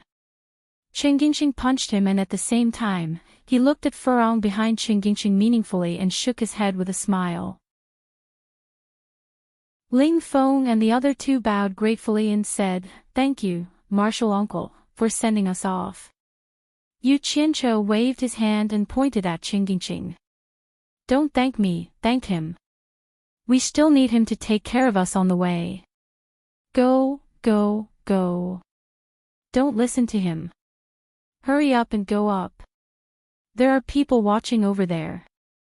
Qingqing pouted in the direction of Penglai Pavilion and pushed the three of them onto the flying magic tool. After watching a stream of light fly into the sky, Yu Qianqiu led Furong back to the small courtyard on his sword. With the three of them gone, the place suddenly felt a lot more deserted. Yu Qianqiu sat down on the stone bench and pulled Furong onto his lap. Feeling the elasticity of the heavy weight, he wrapped his arms around her slender waist and caressed her. The latter panicked and pressed his hand down, saying, "Qianqiu, don't. Someone will see." "So it's like that." Yu Qianqiu pondered for a while and suddenly carried her up, saying, "Then let's go to my room. No one will see there." This caused the latter to scream in fear. Rushing into the room, he closed the door with his foot and threw Furong onto the bed. The two of them laughed and played with each other until their clothes were in a mess. In the end, they had touched all the places they wanted to touch. However, Yu Qianqiu still did not take off her clothes to make the final breakthrough. It was not that he did not want to do it, but when he wanted to do it, Furong always said that she was afraid. Therefore, Yu Qianqiu vowed, "I won't force you. When you are not afraid one day, tell me." From then on, every time this happened, Yu Qianqiu would want to slap himself twice. He really didn't know if he was possessed or what was going on. He actually made such an oath, and now he could only slap himself. Thinking about how he was still a virgin after coming to this world for so long, damn. Furong, who was blushing, lazily lay in Yu Qianqiu's arms and said, "Qianqiu, Father wants me to tell you that Fuxian Island will send more disciples to the Cultivation Alliance in a while." Cultivation Alliance. Yu Qianqiu's expression darkened. He sat up. Back in Angquangsung, after his master Hao Sansi was killed by the Deluo sect, he had handed the matter over to the Cultivation Alliance to handle. In the end, it was left unsettled. He still remembered it. In front of the Pillar of State General's residence in the capital of Huaxia Empire, a dozen travel-worn people gathered at the entrance. They sized up the extraordinary residence and looked at the three people in front of them in confusion. The person in the lead walked up and knocked on the door knocker. After a while, the door was opened. A servant who was guarding the door walked out and asked with a frown, "Who are you looking for?" "We are looking for the third young master of your residence, Shi Xiaotian." The person in the lead smiled and said. The servant looked at them again and asked doubtfully, "Do you know our third young master?" "No, we don't. Please help us inform him that his old friend, Yu Qianqiu, asked us to personally bring something to him." Yu Qianqiu. The servant scratched his head as if he had heard this name before, but he could not remember where. However, his attitude immediately became much better. He nodded and said, "Please wait for a moment, I will go inform him now." After saying that, he closed the door again. The crowd did not wait for long before they heard hurried running sounds from inside. Someone shouted, open the door and welcome the guest." The person outside the door immediately heaved a sigh of relief. Chapter 137. The group of people at the entrance was none other than the disciples of Supporting Immortals Island who had failed to reach Foundation establishment and were expelled from the sect. Leading them was Ling Feng and the other two. They followed Yu Qianqiu's instructions and brought them to the Pillar General's residence. Most of these people had spiritual roots and were brought to supporting Immortals Island from a young age. Many years had passed, and the youngest among them had not interacted with the secular world for close to 20 years. They were expelled from the sect and had nowhere to go. With Ling Feng and the other two leading the way, they naturally followed them. However, Ling Feng and the other two did not tell them that they were under Yu Qianqiu's arrangements. When they heard the conversation between Ling Feng and the gatekeeper and found out that Yu Qianqiu was involved, they looked at each other in astonishment. Seeing such a rich and powerful residence, the three of them could not help but feel a trace of apprehension. They were a little suspicious of Yu Qianqiu's words. The Pillar General was similar to the Wei and Ping generals. The military power of the Hua Xia Empire was divided among the three of them. Their status was not something ordinary people could hope to achieve. They had heard of this before and did not believe that Yu Qianqiu would be related to such a person. However, since things had come to this, they could only brace themselves and give it a try. When they heard the shout from inside, the three of them finally heaved a sigh of relief. It was clear that Yu Qianqiu's name was indeed effective. The vermilion-red door of the residence let out a dull sound and quickly opened. 2 rows of servants stood on either side. A handsome young man with a golden crown in his hair and embroidered robes with a jade belt around his waist walked out and looked around joyfully. When he saw the travel-worn appearance of the group, he was slightly taken aback. He paused for a moment before asking doubtfully, "I am Shi Xiaotian. Are you all looking for me?" When he heard the servant's report, he did not think much of it. He felt that the servant was looking down on him. At this moment, he also suspected that these people were sent by that person. Otherwise, why would they be in such a sorry state? After being in a rich and powerful family for so long, he had forgotten how he looked when he returned from Onquangsong. He was even worse than them. The expression of the servant who went to report sank. They had actually lied to him. They grew up overseas and did not have much experience. This was the first time they saw such a dignified young master. Looking at themselves, they felt a little resentful. Ling Feng cupped his fist and said, "You are Shi Xiaotian. It is Uncle Master Yu Qianqiu who ordered us to find you." "Uncle Master." Shi Xiaotian looked him up and down. He seemed to be slightly older than Yu Qianqiu. He was a little worried, so he probed, "Where are you from?" "Supporting Immortals Island," Ling Feng said with a little pride. As soon as he said this, everyone became confident. Although they were expelled from the sect, the position of the sect was enough for them to be proud of. The name of the #1 sect in the cultivation world was not just for show. Sure, sect of sect. Of the sect of the other sect. Excited. Sure, sect out of the sect disciple sect of the sect of the sect of the other of sect. As he spoke, he looked at the servants on both sides, extended his hand, and made an inviting gesture. "This is not the place to talk. Everyone, please follow me." The decency of a wealthy family in the secular world was indeed a big blow to these people.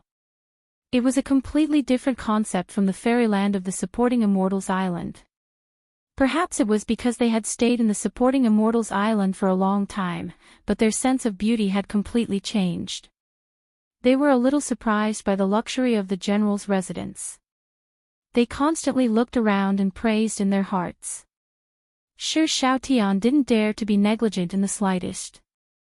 Not only did he lead the way, he also kept making inviting gestures. Sometimes, the servants passing by couldn't help but glance at him. Why was the third young master so polite to a bunch of country bumpkins? The former led everyone to the back garden where Yu Qianqiu used to live. However, it had become his residence now, and the garden was still a forbidden area. Other than him, no one was allowed to enter. In the small courtyard of the back garden, the pile of spirit stones that Yu Qianqiu left for him was still there. Even though everyone came from the world's #1 cultivation sect, they had never seen such a big pile of spirit stones before. Moreover, these were just some ordinary disciples. They were all speechless. As expected of a wealthy family, even the spirit stones were exposed so casually. However, they didn't know Shi Xiaotian's pain. Seeing these spirit stones every day was torture to him. In the cultivation world, it was a good thing, but in the secular world, people would have to think twice before exchanging it for a meal. Moreover, Shi Xiaotian hadn't built his foundation, so he didn't dare to absorb the spiritual energy inside. Normally, he only dared to look at it but didn't dare to use it. After inviting the guests from the supporting Immortals Island to sit in the hall, Shi Xiaotian impatiently asked Ling Feng, "Old. Why didn't your martial uncle you come? What did he ask you to bring me?" The first thing that came to his mind was the foundation building pill. Ling Feng told him what Yu Qianqiu wanted him to find Shi Xiaotian. Then, he took out the porcelain bottle that he carefully kept and gave it to Shi Xiaotian. Once Shi Xiaotian received it, he immediately opened the seal and poured the contents into his palm a few times.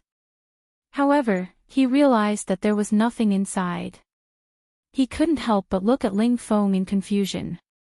Ling Feng and the other two's expressions changed as well. It was actually an empty bottle. Yu Qianqiu actually asked them to bring an empty bottle as a gift. Shi Xiaotian squinted his eyes and looked into the bottle. There was indeed nothing inside. He then put it under his nose and sniffed it. He couldn't help but frown. There was nothing inside other than the smell of blood. He slowly raised his head and looked at the crowd. He said indifferently, "What is the meaning of this? Are you trying to fool me? Or is the thing inside the bottle being hidden by someone? Give me an explanation." He had been a person of status for a long time. When he was serious, he could indeed put some pressure on others. The atmosphere in the hall became heavy. The other disciples also looked at Ling Feng and the other two. Ling Feng snatched the bottle from his hand. After checking it again, he realized that there was nothing inside. He muttered, "How can this be? I've never opened the bottle before. Could it be that martial uncle you gave us an empty bottle? He came all the way here to deliver such a small empty bottle? Do you really think I'm an idiot?" Shi Xiaotian glanced at everyone coldly and said in a deep voice, "I think everyone should first prove your identity. Otherwise, my general's residence isn't a place that you can come and go as you please. Speak. Who are you people? How do you know that I know Yu Qianqiu?" He shouted. "Yo! I haven't seen you for a few years. Your temper has grown." Suddenly, a mocking voice came from the back of the hall. Shi Xiaotian suddenly turned around and shouted, "Who is it? Get out here." Following a burst of laughter, a person swayed out from the back of the hall. He stared at Shi Xiaotian with a smile and sighed. "You have guts. You actually dare to speak to me like this. Why? Can't you recognize my voice after being separated for a few years?" "Ah!" Everyone stood up. This person wasn't a stranger to everyone. He was a famous person on supporting Immortals Island. He was once an honored guest of the State Pillar General's residence. He was Yu Qianqiu. All the disciples bowed and said, "Martial Uncle Yu." Ling Feng and the other two looked at him in disbelief. Wasn't he on supporting Immortals Island? How did he come here in a blink of an eye? Boss. Shi Xiaotian said in shock. Yu Qianqiu raised his hand to indicate that there was no need to be so polite. He turned to Shi Xiaotian and patted his shoulder with a smile. "Young man, you have quite a temper. How dare you shout at me?" I. Shi Xiaotian stuttered for a long time. In the end, he bowed with a surprised expression. "Boss." Yu Qianqiu turned around with a smile. He walked to the chair in the main hall and sat down. He looked at everyone. Chapter 138. Seeing everyone's doubtful expressions, Yu Qianqiu smiled faintly. In fact, he had already heard the conversation between him and Shi Xiaotian. His gaze landed on the porcelain bottle in Ling Feng's hand, and his smile widened. He had been cultivating arduously for more than a year, trying to make various breakthroughs. One time, he had cultivated the Guiyuan sword technique, wanting to make a breakthrough, but in his anxiety, he had ended up injuring himself. When he returned to supporting Immortal Island, he realized that there were bloodstains on his clothes, so he casually tossed them down the Alchemy Pavilion's mountain and did not take it to heart. A few days later, when he was cultivating in Utopia, he unintentionally realized that he could sense the scene in an unfamiliar place outside. This feeling could only be felt when he had entered Utopia the last time. Curious, he locked onto it with his divine sense and tried using the method to exit. In the end, he discovered that he was already in the back mountain of the Alchemy Pavilion. When he discovered the blood-stained shirt that he had abandoned previously, he immediately thought of a possibility. He reckoned that it was a benefit brought about by his cultivation breaking through again. Therefore, he dripped his blood in several places on supporting Immortal Island to test it out. Indeed, he could easily sense the surroundings of every drop of blood essence in Utopia. After repeated attempts, he could use Utopia as a medium to quickly appear where there was blood essence. The porcelain bottle that he had asked Ling Feng and the other two to bring did not contain anything other than a drop of his blood essence. His main purpose was to test Utopia's long-distance teleportation ability. He had asked the three of them to bring that drop of blood essence to the National Pillar General's residence, which was why he could appear here. Of course, this was his secret, and it was not convenient for him to let the people in front of him know. Yu Qianqiu glanced at Ling Feng and the other two and said indifferently, "Ling Feng, I remember the three of you saying that as long as I can help you succeed in building your foundation, you'll be willing to listen to my orders. Does that still count?" The three of them looked at each other and thought about how Yu Qianqiu had been able to leave supporting Immortal Island secretly and appear here silently. Since he had such means, he was definitely not lying about building his foundation. Therefore, they bowed in unison and said, "Of course it counts." The other disciples were shocked when they heard that Yu Qianqiu could actually help the three of them build their foundation. For a moment, everyone's thoughts became active, and they looked at the three of them enviously. Shi Xiaotian was also a little excited. Since Boss had the ability to help them build their foundations, he would naturally be able to help himself. However, he had been with Yu Qianqiu for more than a year and was very familiar with him. He knew that there was more to this sentence. Yu Qianqiu nodded. He looked at the others and smiled. "What are your plans? Are you willing to serve me like the other three?" Everyone looked at each other, their expressions becoming excited.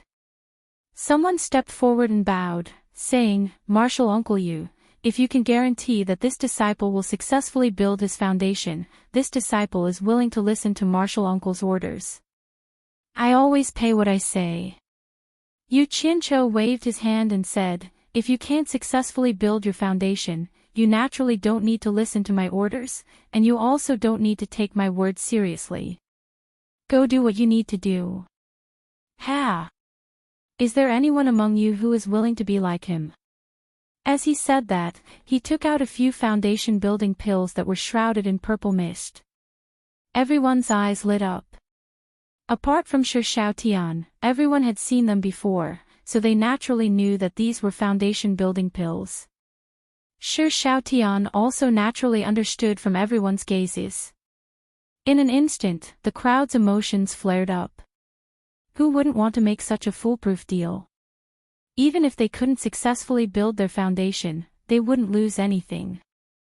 They immediately stepped forward and bowed, saying, "If we can successfully build our foundation, this disciple is willing to listen to Martial Uncle Yu's orders."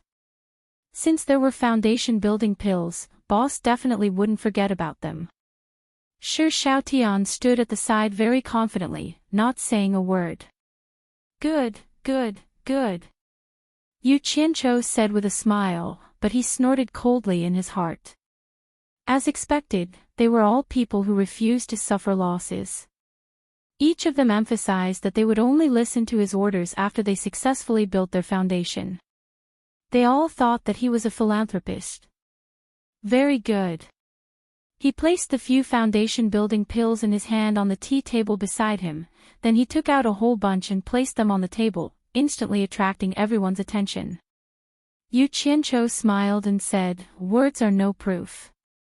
Those who are willing to listen to my orders will first take one as proof.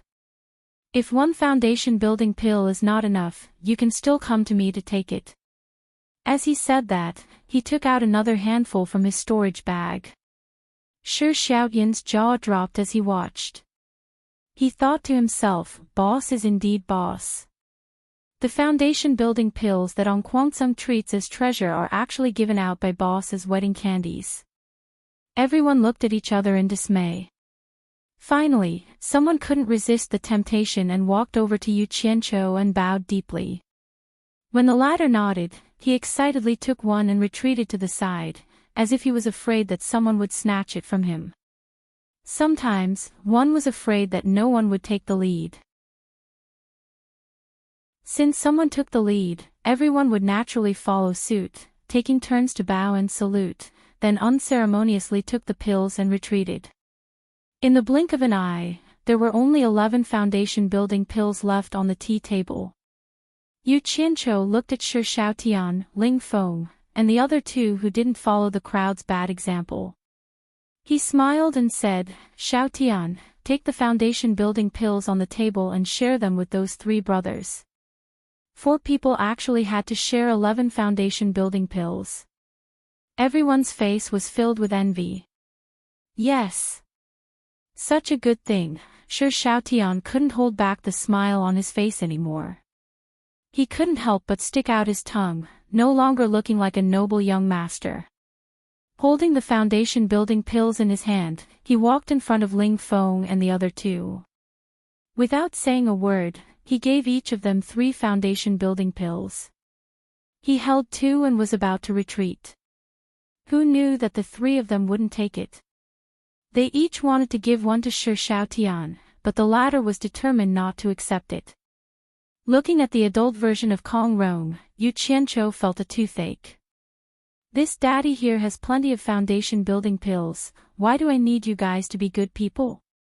His face darkened and he shouted, "All right, stop being disgusting." The 4 of them retreated embarrassedly. Yu Qianqiu stood up and looked around at everyone. Expressionlessly, he said, "I don't like empty promises. The foundation-building pills in everyone's hands are proof of my advance payment. But, you guys can't just say empty promises. You have to show me some sincerity. What do you guys say?" Everyone looked at each other. They were all disciples who were chased out of Fuxian Island.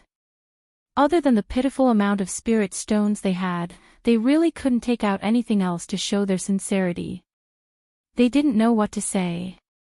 There really wasn't a free lunch in this world. Shi Xiaotian looked at the foundation-building pills in his hand. His face twitched unnaturally. Just as he took a step forward and called out, Yu Qianqiu waved his hand and said, "We'll talk about the 4 of you later." Ha! Nobody said anything. Yu Qianqiu crossed his arms in front of his chest and smiled. "Then I'll take the initiative to ask you guys for something. Something that all of you have, how about it? Something that everyone has." Everyone looked at themselves and suddenly felt a chill run down their spines. A disciple came out and bowed. "Uncle Master Yu, I wonder what we have that can catch your eye." "Ha! Don't get the wrong idea. I'm not interested in your body parts. I just want something that doesn't matter. For example." Yu Qianqiu paused and smiled. "For example, give me your natal primordial spirit. With this proof, I can be at ease." "What?" everyone exclaimed. Their faces turned pale. If they handed over their natal primordial spirit, wouldn't their lives be in danger? That disciple bowed again and said, "Uncle Master, you're joking too much. If that's the case, then I don't want this foundation building pill anymore." As he spoke, he walked to the side of the tea table and returned the foundation establishment pill. Then, a few more people gritted their teeth and walked out to return the foundation building pill.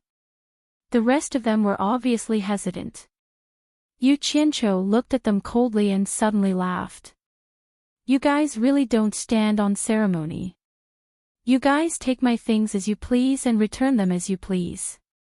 Since you guys don't stand on ceremony, then I won't stand on ceremony either. Humph. All of you who took my foundation building pill, leave your natal primordial spirit behind. Don't even think about leaving." Just as he finished speaking, among the people who were still holding on to the foundation building pill, someone suddenly leaped out of the hall. In the blink of an eye, he was about to jump over the wall. It seemed like he wanted to escape with the pill. Yu Qianqiu snorted coldly and narrowed his eyes. Chapter 139. Clang. A cold light suddenly flashed in front of everyone's eyes, heading straight for the disciple who was about to jump over the wall. The cold light pierced through the person's figure, causing a flower of blood to blossom in the air. The disciple lost his balance and let out a miserable scream that echoed throughout the general's residence. Before the scream had even subsided, a second, third, fourth, one after another, cold lights flashed out from the hall. Their target was still the disciple who was still in the air. Nearly 100 cold lights swarmed over like a flock of crows fighting for food. In a few blinks of an eye, the scream stopped and the disciple could no longer be seen. All that could be seen was a bloody mist in the air. The cold lights were faintly discernible, and occasionally, pieces of cloth would fall. Suddenly, nearly 100 cold lights seemed to have received an order and shot out from the bloody mist, shooting into the hall. Everyone followed the direction of the cold lights, and one by one, they entered the storage pouch on Yu Qianqiu's waist. One of the cold lights slowed down and turned into a flying sword that flew around Yu Qianqiu's body. After a few rounds, it flipped over and with a clang sound, it went straight into the sword sheath on Yu Qianqiu's back. Heavens! Only now did everyone realize that the nearly 100 cold lights were all flying swords. They had never seen anyone control so many flying swords at once. A gust of wind blew outside, causing the leaves on the trees in the courtyard to rustle. Everyone looked over and saw the bloody mist being blown away by the wind. The scattered pieces of cloth on the ground were blown away, and the walls were dyed with a layer of blood. A thought flashed through everyone's mind. Not a single corpse left. Yu Qianqiu stared at the blood stains on the wall and the pieces of cloth on the ground. He felt slightly regretful. The power of these 100 flying swords was far from what he had imagined. Otherwise, there shouldn't be any blood stains and pieces of cloth left behind. They should have all been turned into ashes. What happened just now, although it was said to be slow, it was actually only a matter of a few moments. The hall became completely silent. None of the disciples dared to make a sound.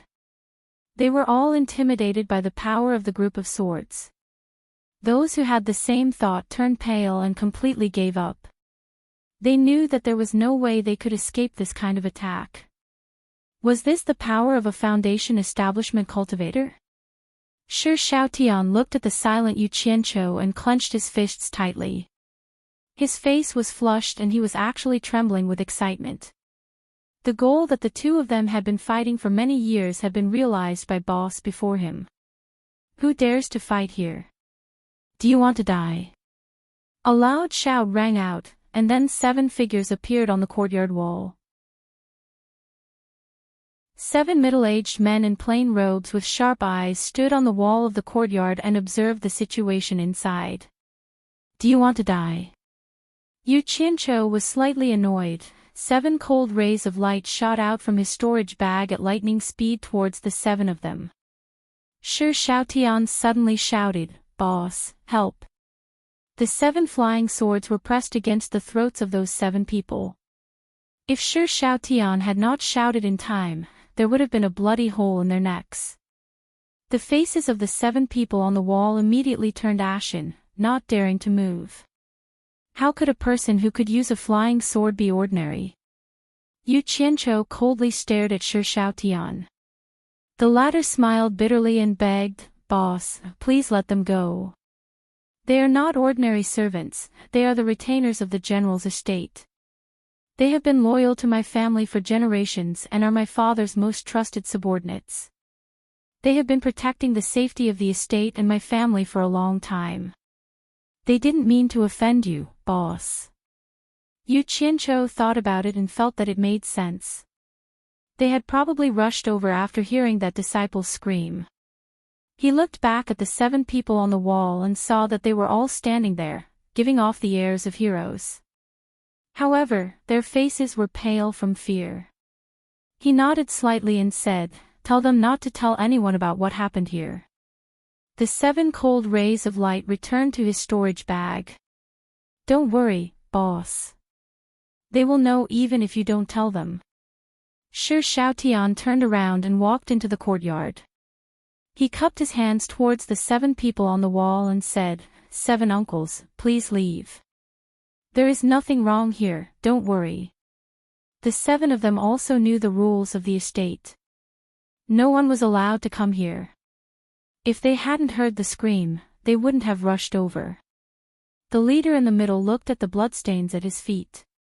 He looked at Yu Qianzhou who was sitting high up in the hall and bowed to Shi Xiaotian, "Third young master, be careful. We will leave first." The 7 of them returned to the courtyard.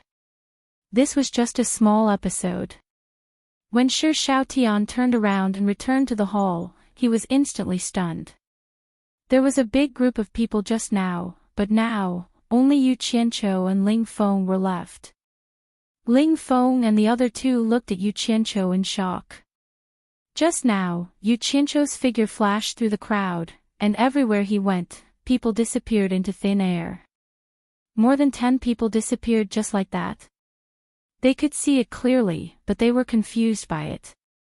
Ling Feng pointed at the place where the people disappeared and said in shock, "Martial uncle, don't worry, they are fine. I just sent them to another place." Yu Qianzhou smiled. These people were all Chen Feng's assistants. Otherwise, it would be difficult for Chen Feng to guarantee the logistics of the small army alone. After sending them to Utopia, his sister would naturally control their natal primordial spirits first. "Martial uncle, this. The 3 of them clearly found it hard to accept this reality. "Alright, you don't have to call me Martial uncle anymore. Just call me boss like little Tian." Yu Qianzhou waved his hand. "Moreover, I have already reached the core formation stage. Calling me Martial uncle is a bit outdated. I should be calling you Grandmaster. But you are no longer disciples of Fuxian Island, so you can forget about calling me Grandmaster. Just call me boss." The 4 of them were stunned. He had already reached the core formation stage. Shi Xiaotian said in surprise, "Boss, you have really reached the core formation stage." Yu Qianzhou rolled his eyes at him and waved his hand. "Let's not talk about this. While I am here, I can protect you. The 4 of you should hurry up and build your foundation. After that, I have something for you to do." The 4 of them nodded in surprise and sat down cross-legged in the hall. They consumed the pills and focused on refining them. Not long after, the painful process of building their foundation gradually appeared on the 4 of them. Yu Qianzhou sat down at the side and looked at the 4 of them silently. He already had plans for the 4 of them. He needed them to run around and do some things for him outside. As long as they did not enter Utopia, there was no need to strip away their natal primordial spirits. Otherwise, it would be easy for people with high cultivation levels to see through them. As for Shi Xiaotian, he had entered Utopia once, but he had been trapped in an array and did not know anything. Among the four of them, Shi Xiaotian was the most talented. Yu Qianzhou gave him another foundation establishment pill and he succeeded in building his foundation with only 3. Although Ling Feng and Bei Zi had succeeded with 3 pills each, they had also used 3 pills on the supporting immortal island. Lu Xianping, on the other hand, had to use 5 pills to succeed. Shi Xiaotian did not say anything. After Ling Feng and Bei Zi succeeded, they tried their best to suppress their excitement. They knelt in front of Yu Qianzhou and said some words of gratitude. Xianping, who succeeded in the end, kowtowed 3 times without saying a word. Then, Shi Xiaotian led the 3 of them to wash up and stood in front of Yu Qianzhou in high spirits. Ling Feng and the other 2 looked at Yu Qianzhou as if they were looking at their parents again. It was difficult for outsiders to understand their feelings of being pulled back from the brink of despair. However, this was what Yu Qianzhou needed after years of planning. "This is a storage bag for you." Yu Qianzhou threw a bag to Shi Xiaotian. When Shi Xiaotian caught it, he was stunned at first. Then, he burst into laughter and thanked him profusely. "Thank you, boss. Thank you, boss." He had been drooling over this legendary item for a long time. "What are you laughing at?" Yu Qianzhou's words immediately made him stand to the side, but he still kept touching the bag in his hand. Yu Qianzhou tapped his finger on the tea table beside him and pointed at the 4 jade archives, 4 large porcelain bottles, and 4 swords on the table. The jade disc contains supporting immortal island supporting immortal sword technique, and the bottle contains vitality pills. Each of you, take them and cultivate diligently. Don't be lazy. The 4 of them were pleasantly surprised. They had just built their foundation, and now, Yu Qianzhou had prepared everything they needed. Where else could they find such a good boss? The 4 of them took their things and thanked him profusely. Shi Xiaotian laughed so hard that he almost fainted. He hugged the pile of things, his mouth wide open. Happiness came too suddenly, and there was nothing he could do about it. However, he did not notice that Yu Qianzhou's expression gradually darkened when he saw Shi Xiaotian's behavior.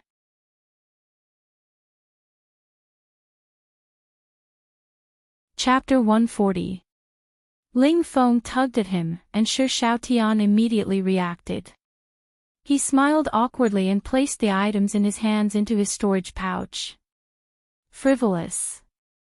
Yu Qianzhou harumphed and looked at them for a while before saying, "There are some things I need you to do. Ling Feng, the 3 of you will stay here for now. Once your cultivation reaches a certain level, the 3 of you will split up and travel around the Xia Empire, cultivating while traveling. First, to broaden your horizons, and second, to gather some disciples with spiritual roots. Don't worry about what I do. In short, as long as they are not affiliated with any sect, regardless of their age, bring them all here. The more the better, I have a use for them. Remember, try to keep a low profile and don't let the other sects find out. Oh right, if you don't have any money in the secular world, you can ask little Tian for it. I believe the general's mansion is not short of money. This is what I want the 3 of you to do, don't slack off." Shi Xiaotian's face twitched unnaturally. Ling Feng and the other 2 looked at each other. Traveling and cultivating at the same time, there was actually such a good thing. However, from Yu Qianzhou's expression, it seemed like this matter was very important. They immediately cupped their fists and said, "Boss, we understand." Yu Qianzhou nodded and took out 4 small silver balls. He passed them to the 4 and said, "These are hollow inside. I have placed something inside. If you encounter danger outside and can't save yourself, you can use your divine sense to check. When the time comes, someone will come to save you. Remember to keep it well." Something that could save lives was indeed a good thing. The 4 carefully kept it. Shi Xiaotian looked at the 3 of them. It seemed like they had all been assigned tasks, except for him. This was too much of a blow to his confidence. He couldn't help but ask, "Boss, what should I do?" "You." Yu Qianqiu glanced at him and said coldly, "Go do what you need to do. Do your old profession." Shi Xiaotian was startled and said, "Boss, what old profession do I have?" "Yes, why not?" Yu Qianqiu patted his shoulder and said, "Your matter is very important. You should use your identity as the general's third young master to befriend the nobles in the capital. Don't neglect eating, drinking, and playing." Ling Feng and the other two turned their heads to the side. Shi Xiaotian's face darkened, and he said stiffly, "Boss, you call this a very important matter?" "Yes, very important." Yu Qianqiu glared fiercely at him, his expression solemn as he said, "I want you to thoroughly investigate all the officials of the 5th rank and above in the Huaxia Empire, as well as their families. Then, record everything down for me." As he spoke, he handed several jade archives to Miao Yi. "Ah!" Shi Xiaotian took the jade archive and stood rooted to the ground. A thought flashed through his mind. Was boss planning to rebel? Otherwise, why would a cultivator want this thing? Seeing his expression, Yu Qianqiu knew what he was thinking. He smiled and said, "Don't think too much. It's not what you think. You'll know when the time comes. All right, I still have some matters to attend to. Just do as I say." Hearing his words, Shi Xiaotian felt relieved. He cupped his fists at Ling Feng and the other two and said, "Understood." Another night passed, and the sky outside was already beginning to brighten. Yu Qianqiu walked into the courtyard, and the long sword on his back was unsheathed with a chonk sound. With his hands behind his back, he turned into a streak of light and flew away.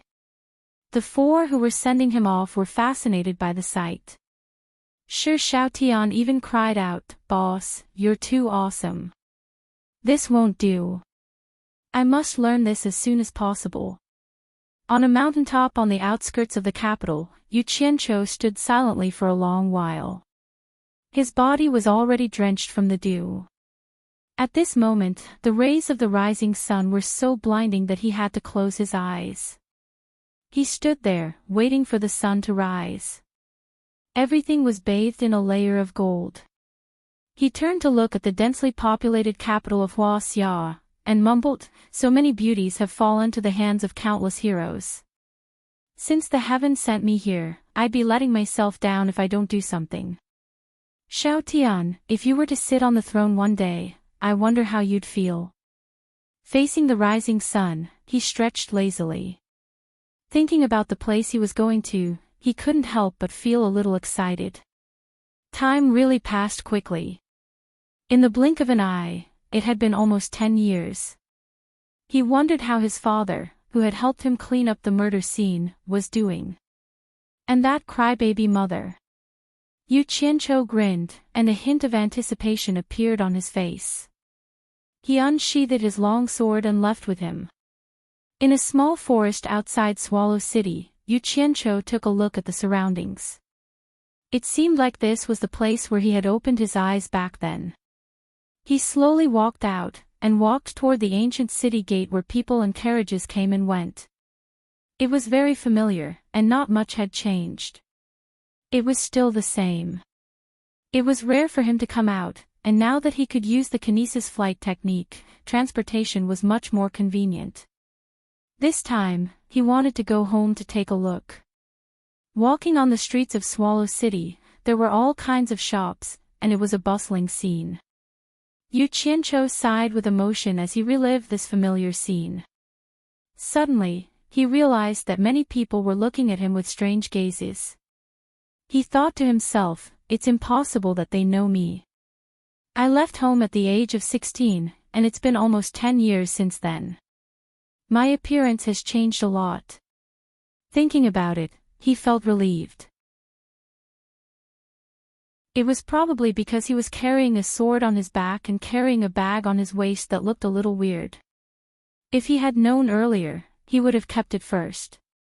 He came to a stop in front of a rich and powerful mansion. The plaque on the door read, "You Manor," in gold. He had finally arrived home. Looking at the bright and clean appearance of the house, it was obvious that there were no signs of decline.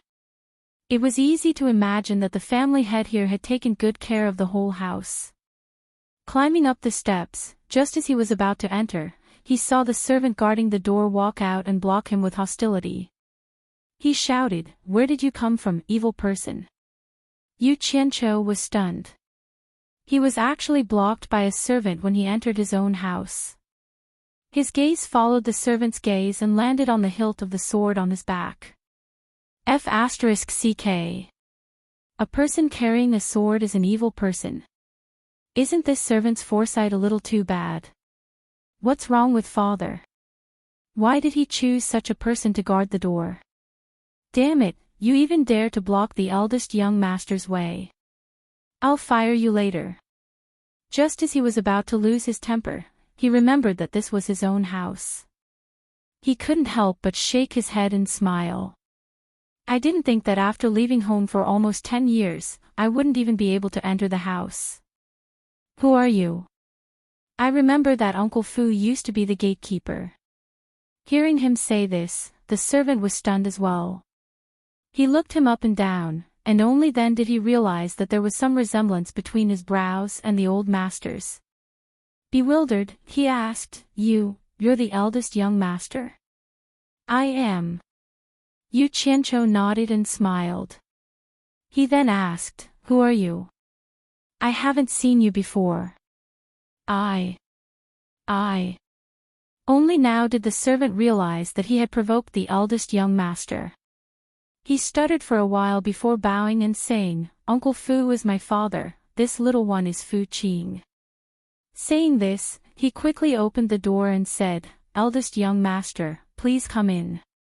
As soon as he finished speaking, Fu Qing ran into the mansion while shouting, Eldest young master is back, eldest young master is back. Yu Qianqiu was stunned. Damn it! Why did he have to be so ostentatious? Then he shook his head with a bitter smile and walked in. The result of Fu Qing's loud shout was that the richest mansion in Swallow City immediately boiled over. Yu Qianqiu walked through the porch and came to the courtyard. He saw a group of people coming out of the main hall. He could vaguely recognize some of them as relatives of his family. The man and woman standing at the front were none other than his father and mother. Yu Qianqiu was a little excited. He strode forward and knelt down in front of the two. He kowtowed 3 times and said, Son Yu Qianqiu greets father and mother.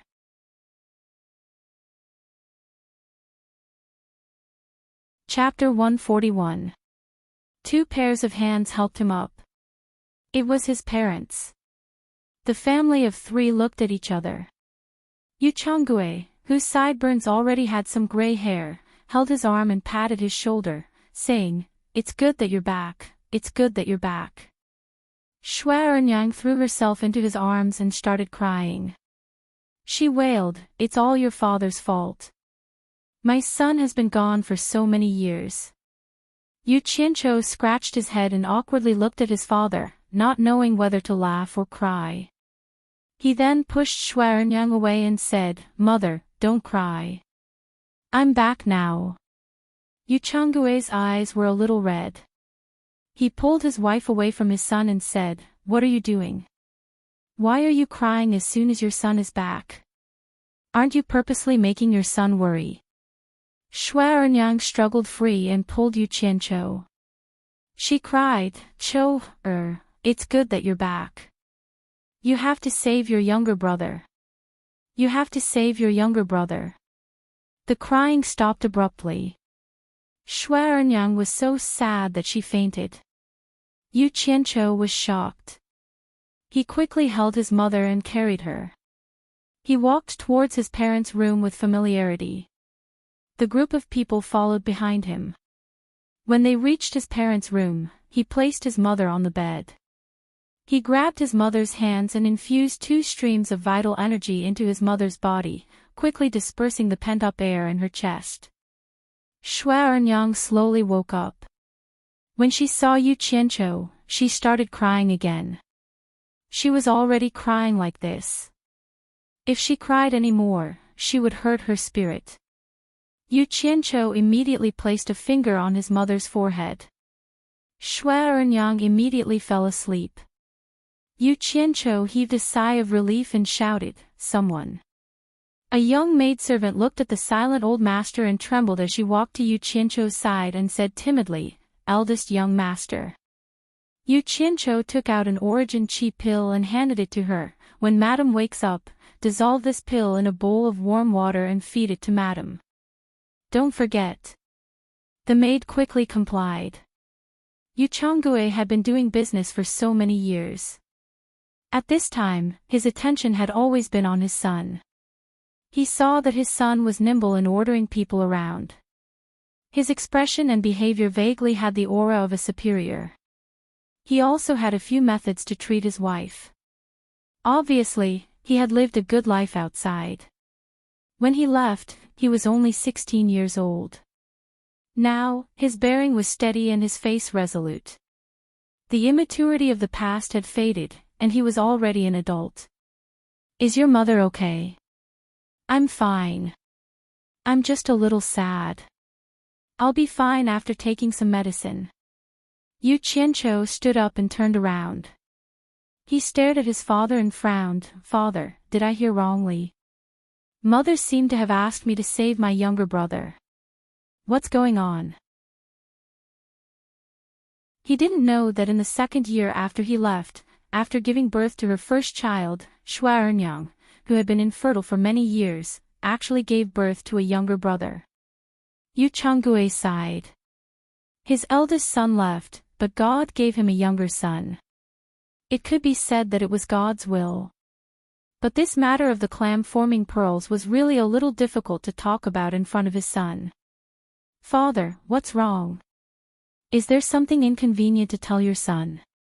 Yu Qianqiu was a little unhappy. Yu Changgue shook his head and smiled bitterly. He slowly explained the cause of the matter. "In the second year after you left, your mother gave birth to a younger brother.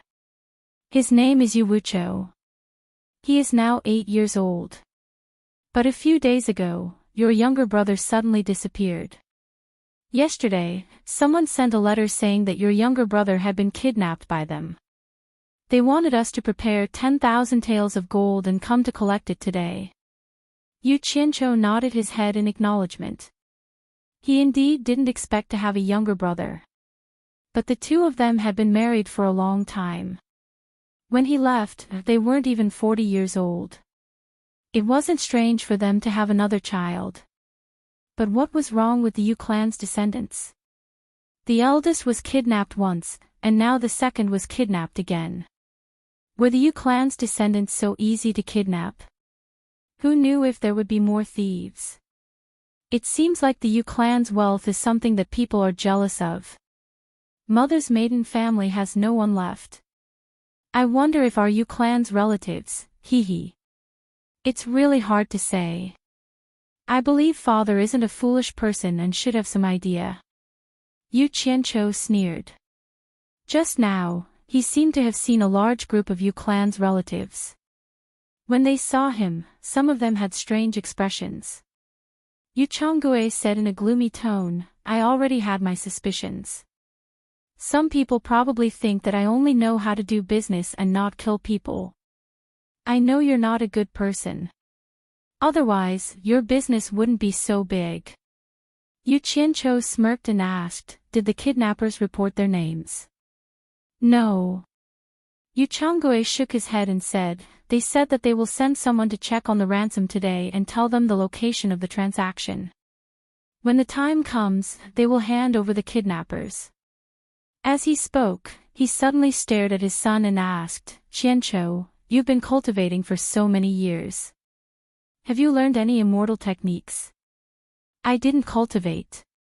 That's what soul formation cultivators do. We're just cultivators." Yu Qianqiu smiled. There was no need to tell such words to his father. Of course, he knew what his father was thinking, and it was none other than him trying to utilize some immortal techniques to rescue Qin Hao. He didn't answer directly and said, "Father, don't worry. As long as my brother is fine, I guarantee that you won't have to pay a single cent and my brother will come back safely." Yu Changgui nodded happily. The father and son chatted as they walked out of the bedroom. When they came to the courtyard outside, there was a large group of clan members and servants standing there. Seeing the father and son come out, an old man in the middle who seemed to be the oldest asked, "Changgui, how is second mother? Do you need to call a doctor?" Yu Changgui bowed and said, "Thank you for asking, clan leader. Second mother is just a little sad. She will be fine after a good sleep. Qianqiu, come and greet clan leader." Yu Qianqiu didn't have a good impression of this group of clan members. In his memory, his father lost his parents and was extremely poor. None of the clan members helped him. Later on, his father received help from his mother's family and relied on his own hard work to have such a large business today. As a result, this group of clan members flocked to him like ducks after hearing the news. They were really powerful. However, the Chinese had a strong sense of clan. Yu Qianqiu didn't want his father to be embarrassed, so he walked over and bowed. Yu Qianqiu greets clan leader. The clan leader nodded and said, "I heard that you went out to learn martial arts in the past. I wonder what martial arts you learned. Have you returned after completing your martial arts? Look at the sword on your back. Did you learn some martial arts?" Yu Qianqiu knew that his parents didn't spread the news of his cultivation. He smiled indifferently and said, "I didn't learn anything practical. I just went out for a walk. I happen to know that some cowardly scoundrels wanted to harm my family, so I specially bought this sword to deter them." The clan leader stroked his long beard and said, "Very good." He didn't say anything else. However, a middle-aged man beside him walked to Yu Changgui's side and said darkly, "Brother Changgui, I've seen eldest brother's son in the past. Why does he look nothing like him now? Your family is rich, so you have to be careful." What he meant was to tell Yu Changgui that his youngest son had just been kidnapped. His eldest son, whom he hadn't heard from for many years, was here. Furthermore, there was a difference in his appearance. Be careful that someone had designs on your family's wealth. Brother, don't worry. He's definitely my eldest son. Yu Changgui replied in a deep voice. In her heart, she was a little unhappy. How could her own son not know? Not to mention anything else, just based on the fact that her son could say, "Mother's maiden family has no one left, I don't know are you family's ancestral relatives." These words were known to the heavens, the earth, you, and I, and only the person involved could understand the profound meaning behind it. It was clear that this was undoubtedly her eldest son. Moreover, as a father, how could he not know the minute details of his son's appearance? "Father, who is this elder?" Yu Qianqiu looked at that person with interest and asked.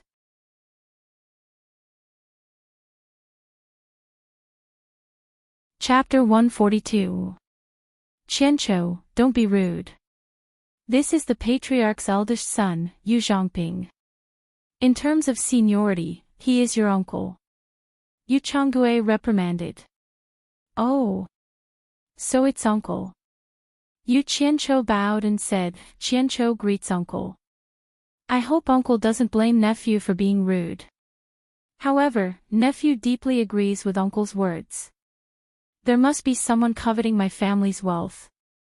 Nephew firmly believes that there must be a mole in the Yu family, colluding with those villains outside. Otherwise, my younger brother wouldn't have been captured so easily with a few strong subordinates. Uncle, don't you think so? He seemed to be extremely respectful on the surface, yet anyone could discern the targeted intent in his tone. It was as if Yu Zhongping was the mole, and it caused the expressions of the surrounding people to become extremely strange. Yu Zhongping's face twitched as he sternly said, "What do you mean by that?" Yu Qianqiu glanced at his father and saw that he had actually turned his head to the side as if he didn't hear anything. This further confirmed his guess and he couldn't help but laugh. Heh heh. Uncle, don't misunderstand. It's nothing. I just want to tell everyone as the Yu family's eldest son that since I'm back, anyone who dares to stretch their claws into my family must be prepared to be beheaded. Even if it's the Heavenly Emperor, heh heh. I won't let a single one of them go. At the end of his words, the chill in his voice was unmistakable. Yu Zhangping still wanted to say something but was stopped by his father, the Yu family's patriarch. He only heard him say with a smile, "Eldest brother is right. If it's really a family thief, we can't let a single one of them go." Yu Qianqiu smiled and saluted him. Patriarch is indeed worthy of being the patriarch, truly wise. Master, master. Fu Qing hurriedly walked over and said, "There are 3 people outside barging in. They say they are second young master's ticket holders." Hearing this, the members of the Yu clan immediately started whispering to each other. Everyone knew that the so-called owner of the ticket was naturally the kidnapper. To actually dare to barge into the Yu clan in broad daylight, his guts were truly too great. Yu Changgui's expression changed, and he hurriedly walked towards the courtyard. Yu Qianqiu shook his head slightly. His father was anxious to save his son and had lost his usual calmness. Thereupon the group of people followed him. In the main hall courtyard, 3 burly men saw a group of people coming, but they still stood there with their heads held high. Sure enough, they had the style of kidnappers who wanted money more than their lives. Yu Changgui calmed himself down, walked over and cupped his fists. "I am Yu Changgui, may I know which mountain the 3 heroes are from?" A rough-looking man on the left cupped his fists and said, "Well said." Seeing that Lord Yu is a man who understands the rules, I won't waste any more time. As he spoke, he pointed at the middle-aged man with a gloomy expression and said, "This is our octagonal stronghold's second leader Wang. Today, he's here to compete with Elder Yu's faction. Gong against gong, we'll be counting the tickets face to face." The so-called counting tickets was to let the victim confirm whether the kidnapper was his man or not. Then, the kidnapper would confirm whether the victim was sincere in redeeming the ticket. If there was no sincerity, then the hostage might be killed.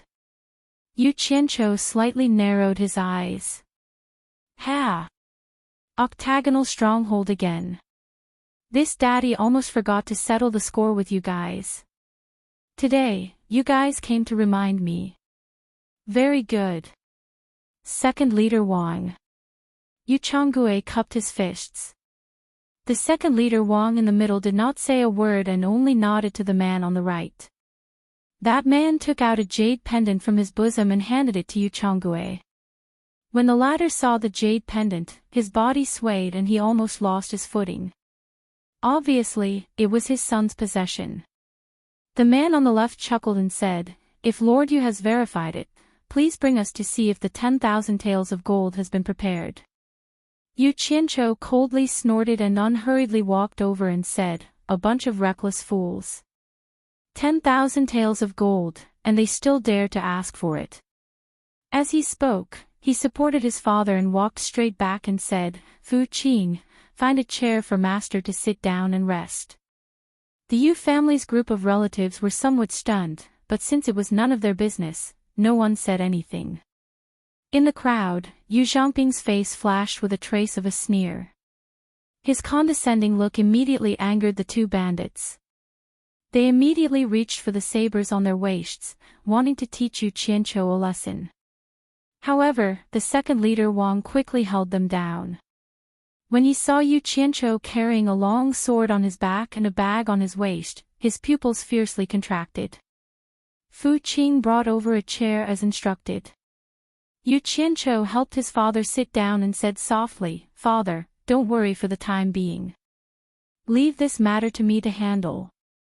Yu Changgui grabbed his wrist. Yu Qianqiu lightly pushed him away and shook his head, indicating that he didn't need to worry. He turned back to stare at the three bandits and coldly said, 10,000 taels of gold, what can you do if I don't give it to you? As soon as these words came out, the Yu family's relatives immediately whispered to each other. Wasn't this forcing the kidnappers to kill the hostages? The two bandits who were about to pull out their sabers immediately pulled out their sabers again.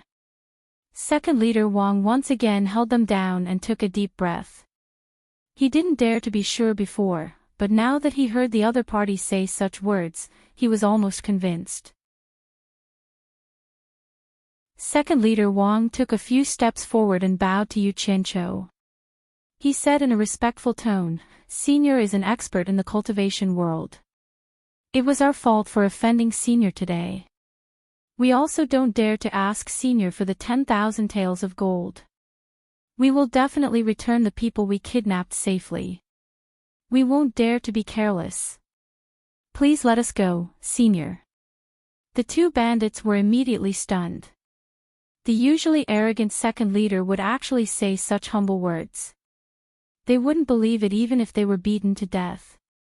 The Yu family's relatives were also dumbfounded. How did the kidnappers suddenly apologize?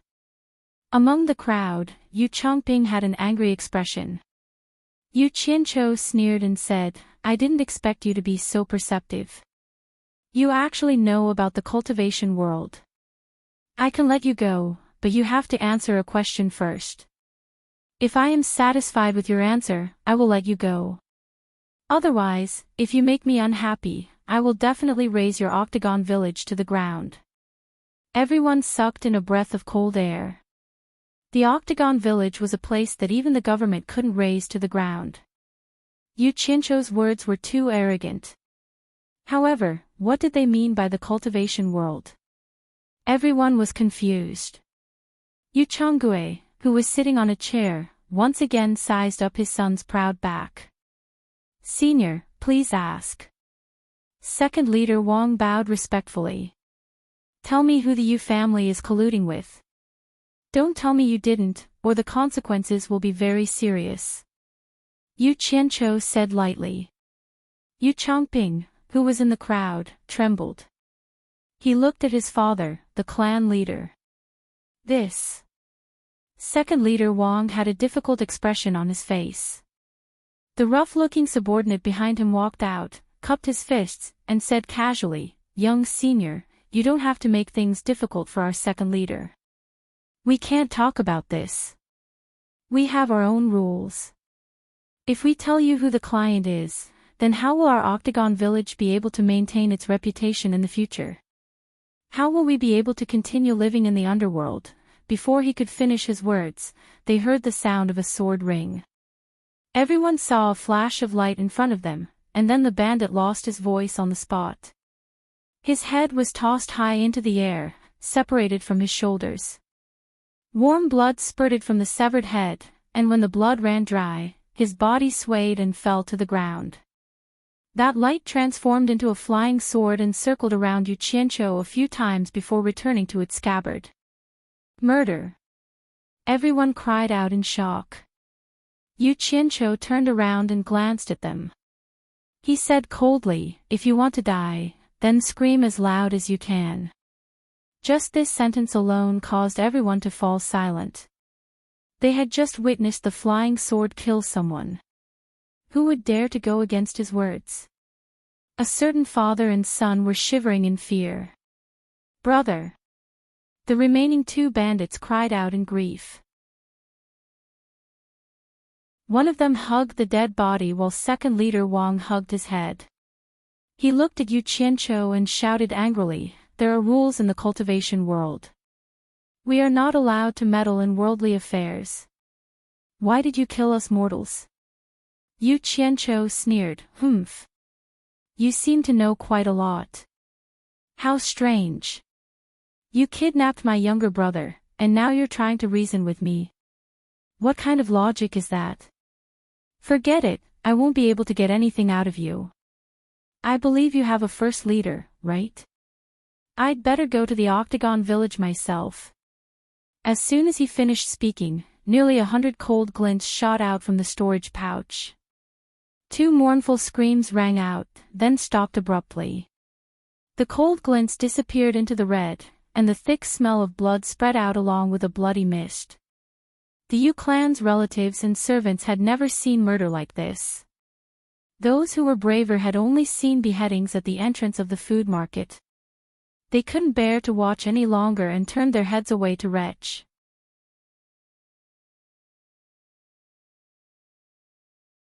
Chapter 143. The cold light receded and the blood mist gradually dissipated. The three bandits had turned into a pool of blood on the ground. Looking at Yu Qianqiu, who was standing with his hands behind his back, everyone shuddered. This was clearly a murderous demon. The thick smell of blood left a deep mark in everyone's heart. Fu Qing. Yu Qianqiu called out. The person who was called let out an "aw" and moved over with trembling legs. His chin trembled as he said, "Eldest.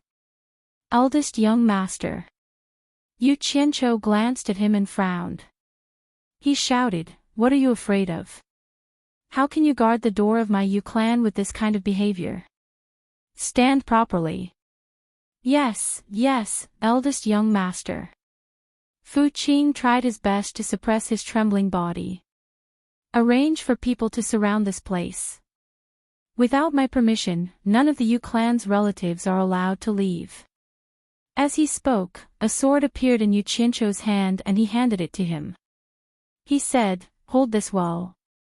If anyone dares to barge in, kill them with this sword." Seeing him holding the sword in a daze, Yu Qianqiu shouted again, "If anyone dares to barge in, kill them without mercy. If you dare to let even one person go, I will take your head. Do you understand?" "Understood, understood." Fu Qing hurriedly nodded his head. All the relatives looked at each other in dismay, but no one dared to object. The patriarch and his sons' faces were ashen. Yu Qianqiu faced his father and bowed. He said, "Father, please wait a moment. I will go to the Octagon village to bring my brother back. It won't be long before the truth is revealed." Yu Changgui nodded and said, "Go. Come back quickly. Don't let the relatives wait too long." "Yes, father." Yu Qianqiu bowed respectfully. The long sword behind him shot out with a chong sound and carried him away like a ray of light. Instantly, everyone in the courtyard was dumbfounded. That leisurely flying celestial being was fortunately seen by a group of ordinary people. Someone immediately exclaimed, "Heavens! Big Brother is a sword immortal." "Ah! Sword immortal." All the relatives whispered to each other. Yu Changgui was so excited that he was trembling slightly. He had told his son to go and come back quickly, but he didn't expect that he would use such a shocking method. Did he say something wrong? Sigh. Why did he say go and return quickly? One must know that a sword immortal would never show his true appearance in front of mortals. AI. My son is no longer an ordinary person. I was too abrupt. Fu Qing looked at the sword in his hand with a face full of surprise. Today, he was fortunate enough to be bestowed a sword by a sword immortal. This was a blessing that he had cultivated for 8 lifetimes. He held the sword with both hands and walked over to Yu Zhonggui. He asked respectfully, "Master, what should this lowly one do?" Yu Zhonggui stared at the sword in his hand and couldn't help but reach out to take it. He turned it over and over in his hand and examined it, causing the other clan members to look at it with envy. Yu Changgui stood up from his chair and pulled out the sword. The sword was blue like autumn water. Under the sunlight, the sharp blade glowed with envy. Yu Zhonggui stood up from his chair and pulled out his sword with a schwa sound. The blade of the sword was as clear as autumn water. Under the sunlight, the sharp edge of the sword was glowing. Good sword. It's really a good sword. All the relatives kept praising it. In fact, they couldn't tell if it was a good sword or not. They mainly thought that it was something from a sword immortal. How could it be bad? In addition, the sword looked so beautiful, so they naturally concluded that it was a good sword. This sword was personally refined by Yu Qianqiu, and there were many more in Utopia. As he could only control 100 flying swords, these were all in stock. However, compared to the treasured swords of the mortal world, this flying sword of the Dharma artifact level was incomparable in terms of workmanship and material. Yu Changgue put the sword back into its scabbard and handed it to Fu Qing. This isn't an ordinary sword. It's the eldest young master's flying sword. Since the eldest young master has already given you the authority, just do as he says. You can mobilize all the servants in the residence. Go. The moment he said this, all the servants looked at Fu Qing with envy. Some of the unmarried maids looked at Fu Qing with splendor in their eyes. Yes. Fu Qing retreated. He never thought that a servant guarding the door would have such great authority. This thing was not inferior to an imperial sword. Thinking of the eldest young master's words, he didn't dare to delay. He hurriedly mobilized people and surrounded all the relatives. Yu Qianqiu still had some impression of the Octagon Village's location. After leaving the Yu residence, it only took him a few moments to find the Octagon Village's hideout in a mountainous area that was 100 miles away. He landed on the sword and immediately caused a commotion in the hideout. Yu Qianqiu sized up the village. It was built on the basis of danger. It was indeed a good place that was easy to defend and hard to attack. It was no wonder that even the authorities couldn't take it down. He squinted his eyes and stared at the signboard at the main entrance of the stronghold. On it were the words, Ji Hole. He snorted in his heart. It seemed like robbers liked to use this gimmick. At this moment, a group of people came out of the hole. All of them were holding shining swords and spears. Needless to say, the burly man in the middle was the leader of the bandit hideout. The man was stunned when he saw Yu Qianqiu. Yu Qianqiu was also stunned when he saw him. The burly man was wearing the same clothes as him. It was the standard clothes of the supporting Immortal Island. After a closer look, he was astonishingly at the 10th level of the Qi refinement realm. The man excitedly strode over and kowtowed. He said, "Luli greets Senior.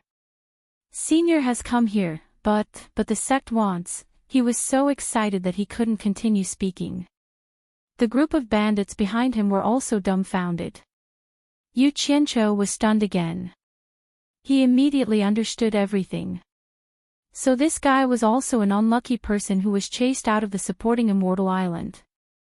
No wonder the second leader knew a little about the cultivation world. Looking at this guy's expression, he probably thought that the supporting Immortal Island wanted to call him back. Wishful thinking.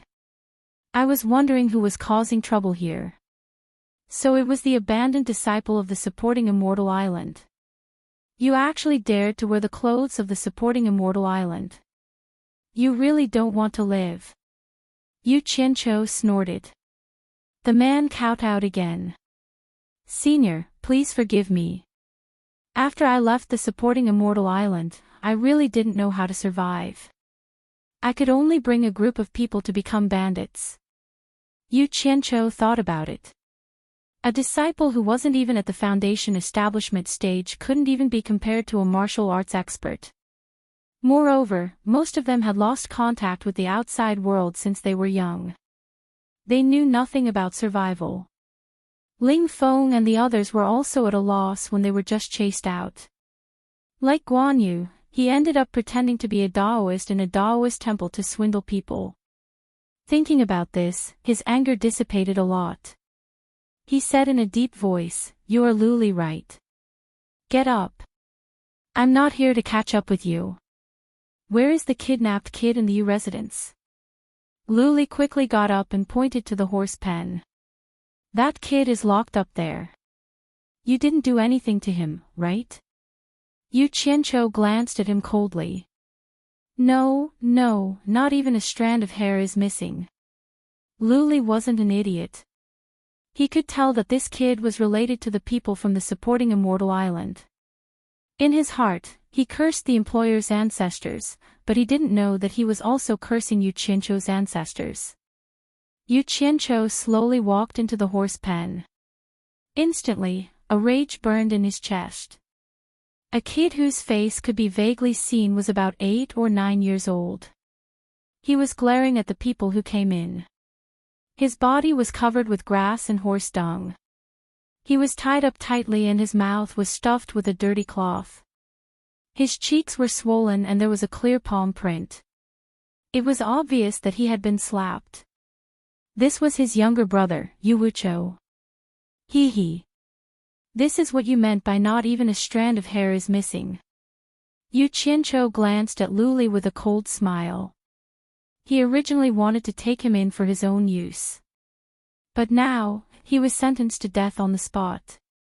The latter was so scared that his head was full of sweat. He stuttered and didn't know what to say. Yu Qianqiu walked to the kid's side and pulled out the rag in his mouth. A trail of blood seeped out from the corner of his mouth. Who knew that the kid would spit out a mouthful of bloody saliva the moment he loosened his mouth? He opened his mouth and cursed, "Evil thieves, kill me if you have the guts. Otherwise, I will trample your den to the ground in the future." Yu Qianqiu, who was spat on his face, was stunned. Then, he smiled bitterly and wiped his face. This brat spoke without rhyme or reason. He didn't know how to beat around the bush. If he was really a bandit, seeing him like this, I'm afraid he would really eliminate the root of the problem to prevent future troubles. He immediately flicked his finger on the kid's forehead and scolded jokingly, "Brat, what are you spitting for? I'm Yu Qianqiu. Bastard, how dare you flick my forehead? You're Yu Qianqiu, right? Okay, I'll remember you. You're Yu Qianqiu. Why is your name the same as my big brother's?" The kid's tattered face was crooked. "Nonsense, I'm your big brother. Father sent me to save you," Yu Qianqiu said unhappily.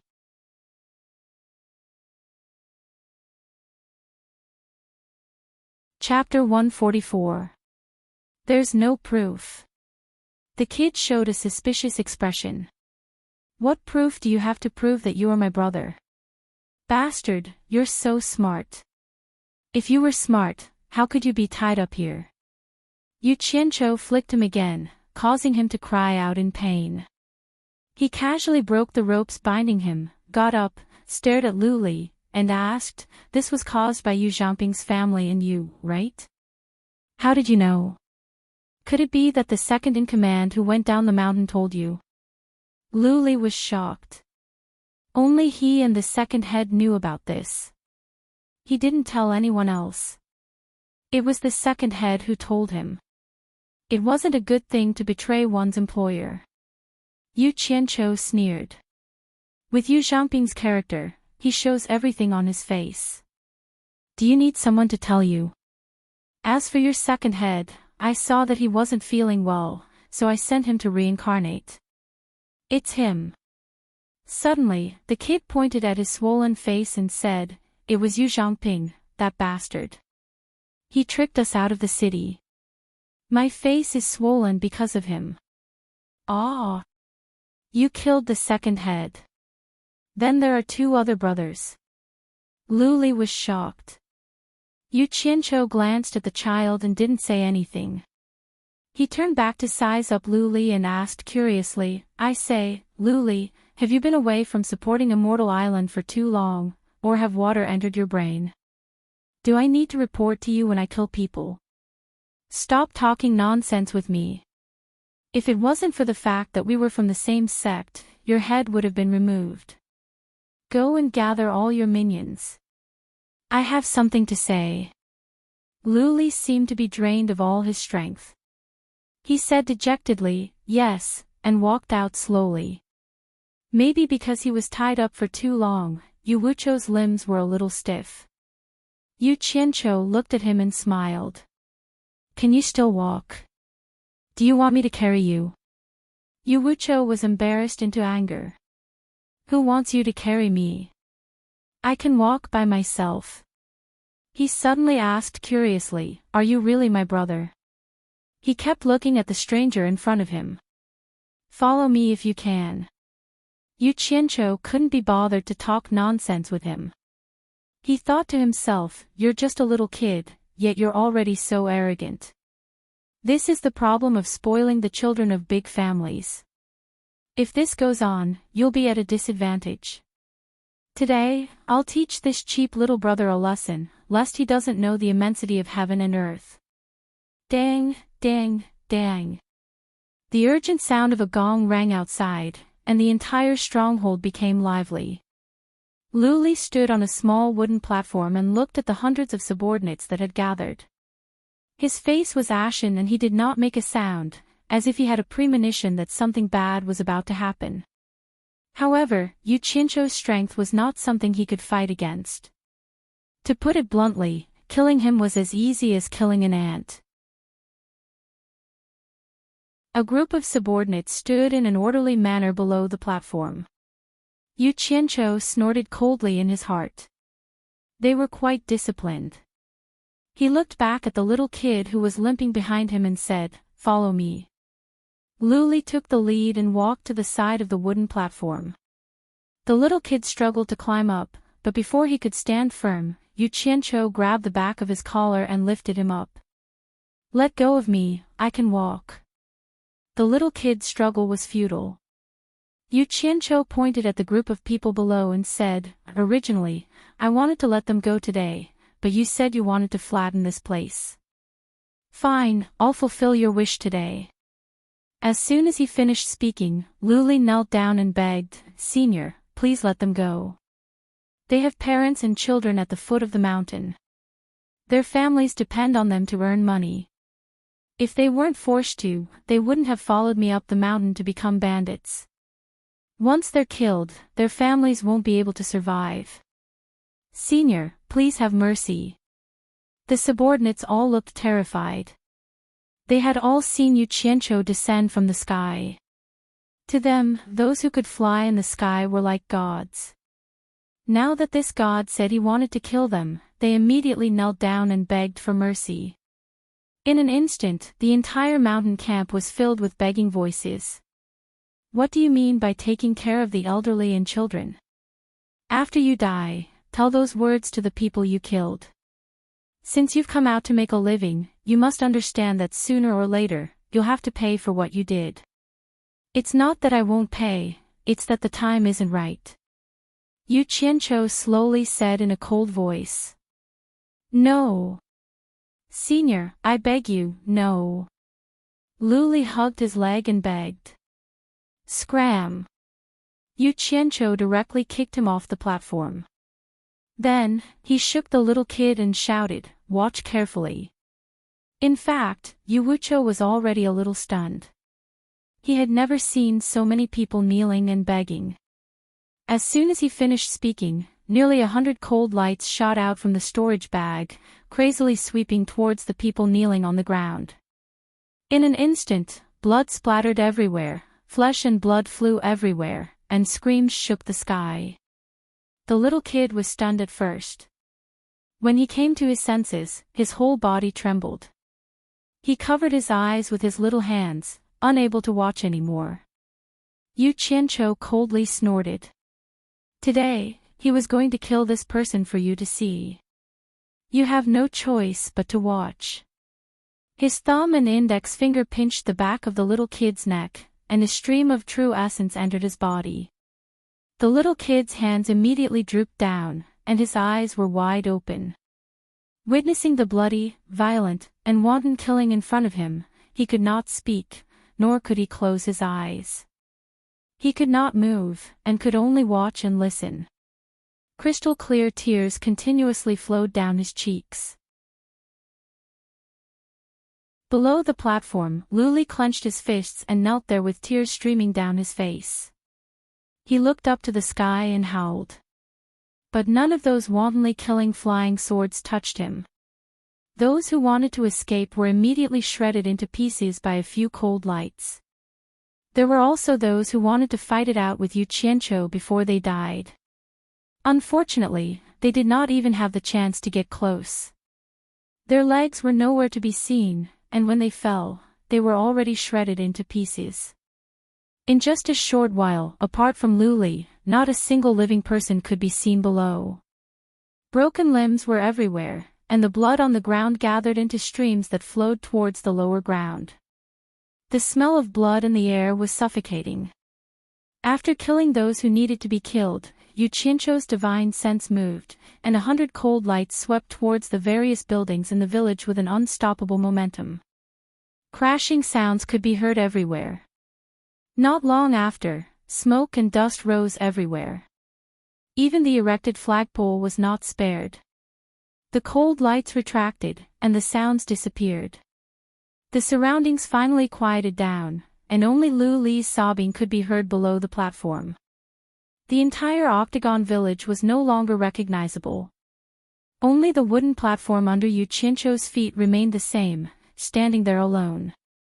Yu Qianqiu turned the little lad's head around and let him look around. He said, "Didn't you want to flatten this place? I've already done it for you, but what's wrong with you? Why don't you even dare to look? If you don't even dare to look, what gives you the right to say that you want to flatten this place?" Yu Qianqiu lifted him up and faced him, shouting, crying. "Why are you crying? You only have this little guts, and this little bit of guts. Are you even worthy of saying such things?" As he spoke, he turned him around again, letting him witness the tragic scene around him. He spun around and shouted, "Do you see that? Originally, I did not intend to kill them, but you said you wanted to flatten this place. Alright, it's flattened now. Why are you crying? Are you regretting it? Then why did you open your mouth and speak such nonsense? Let me tell you now, as a man, you must be responsible for every word you say.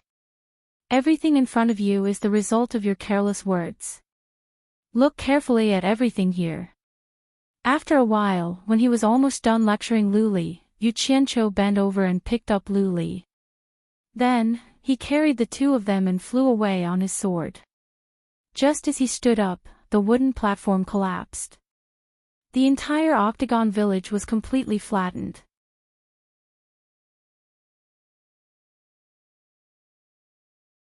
Chapter 145. Inside the Yu clan's courtyard, Yu Qianqiu descended from the sky with two people in his hands, his longsword returning to its scabbard. Everyone was shocked when they saw Yu Wuqiu's appearance. They didn't expect the Yu clan's young master, who usually lived a luxurious life, to end up like this, especially with the two palm prints on his face. When the patriarch and his son saw the people brought by Yu Qianqiu, their faces turned deathly pale. Yu Changgui waved his hand to disperse the crowd, then hurriedly walked up to his son, who had a lifeless expression on his face, and asked anxiously, "Wuqiu, what happened to you?" "Father, he's fine. He was just a little frightened," Yu Qianqiu said calmly. At this moment, Yu Wuqiu was awoken by his father's familiar face. When he came back to his senses, he saw that Yu Qianqiu was like he had seen a ghost. He hurriedly hid behind Yu Changgui, hugged his arm, and pointed at Yu Qianqiu, screaming, "Father, he killed people. He really killed people. He killed so many people. So many people died." Everyone looked at Yu Qianqiu at the same time, but they clearly weren't surprised that he had killed people. Yu Changgui looked at his eldest son, puzzled, and asked, "What happened?" "It's nothing. It's just a few hundred small fries from the Octagon camp. I casually took care of them. In the future, there won't be any more Octagon camp bandits in this area," Yu Qianqiu said with a calm smile. He said it lightly, but everyone's hair stood on end. A few hundred people were all killed by him in less than 4 hours. The more they thought about it, the colder they felt. When did the Yu clan have such a killer? You killed them all.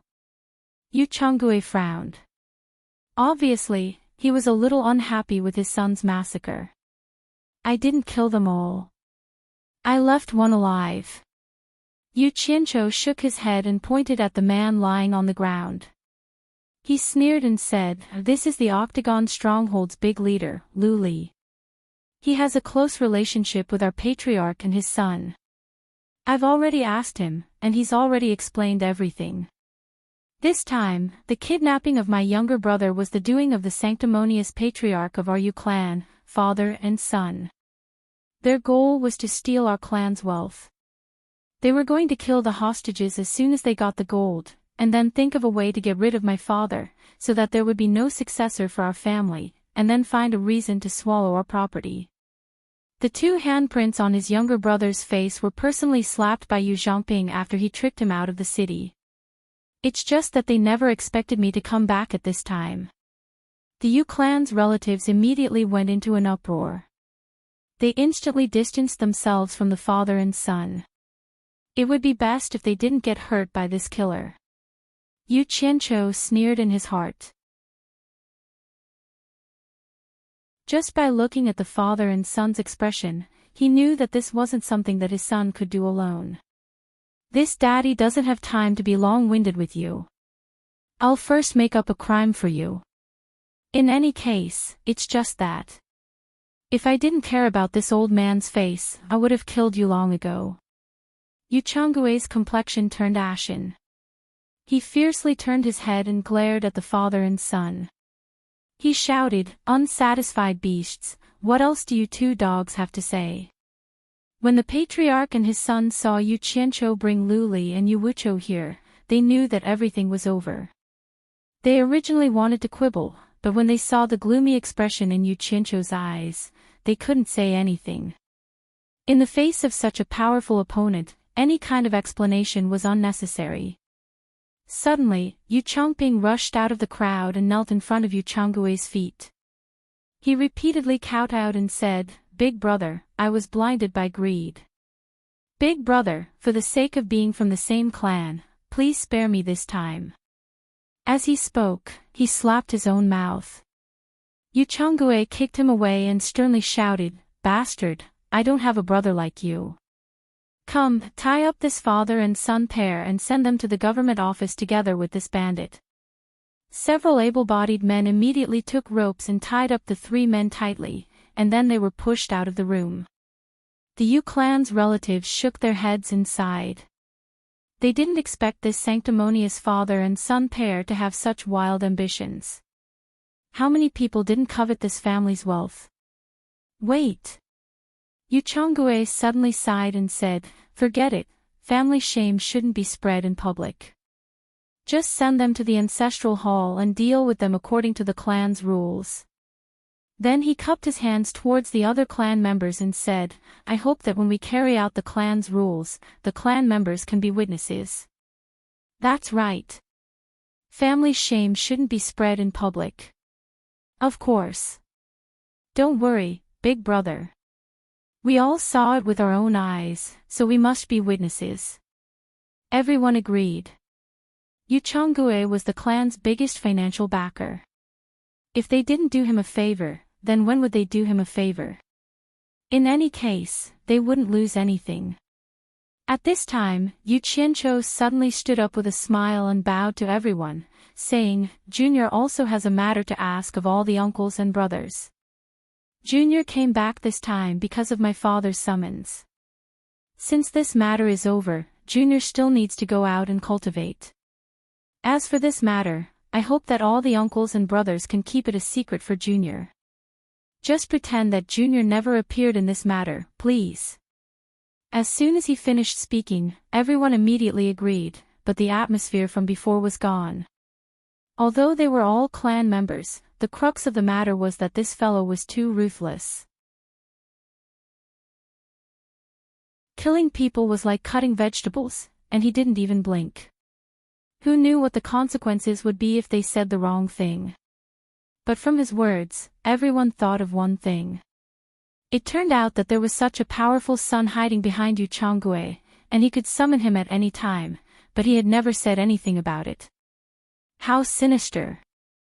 Fortunately, they hadn't offended him too much. Otherwise, if something happened, it would be a massacre.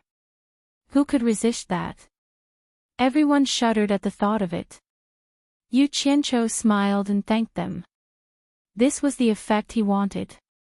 It wasn't easy for him to come back, so he had no choice but to use such a ruthless method. Since they had met, he had to get rid of them completely. In the future, he wouldn't place his thoughts here. A group of clan members and servants escorted the three people out of the Yu residence. The surroundings instantly became much quieter. Yu Wuqiu hid behind his father, craning his neck to secretly size up this elder brother of his. This elder brother was really a little too scary. Yu Qianqiu smiled at him. He had thought that Yu Wuqiu had been frightened, and he had to adjust his emotions a little to prevent it from leaving a shadow in his heart. Now, it seemed that this brat was born with courage, and there was no need to worry. What you said just now was all true. Yu Changgue looked at him and frowned. Yu Qianqiu was stunned, and he asked in surprise, what was true? You said that you still had to go out to cultivate. Didn't you come back with success this time? Yu Changgue asked. Yu Wuqiu, who was behind him, suddenly shook him and asked, Father, is he really my elder brother, Yu Qianqiu? Yu Changgue lowered his head and shouted, Bastard, if he isn't your elder brother, who else could he be? Yu Wuqiu pointed at Yu Qianqiu and said embarrassedly, but he killed a lot of people. Father, he really killed a lot of people. Hundreds of people were all killed by him. Ignorant. Yu Changgue shouted, if your elder brother didn't want to save you, would he have killed so many people? When he remembered that the Octagon village had kidnapped both of his sons, he felt a wave of disgust in his heart. He thought that it was good to kill them. If they didn't kill them, who knew when they would kidnap his grandson again? Yu Qianqiu smiled and suddenly reached out to Fu Qing, who was standing not far away. The sword that Fu Qing was holding flew into his hand, causing the latter to panic. Yu Qianqiu handed the sword to his brother and said with a smile, Take it. You're tuning into the LoveLore Library YouTube channel. We're so grateful for your support, and don't forget to subscribe to join us on this incredible journey through captivating stories. Your generosity through donations truly makes a world of difference, as it's the primary source of revenue that allows me to expand and enhance this channel for you. Thank you from the bottom of my heart for being a part of this adventure.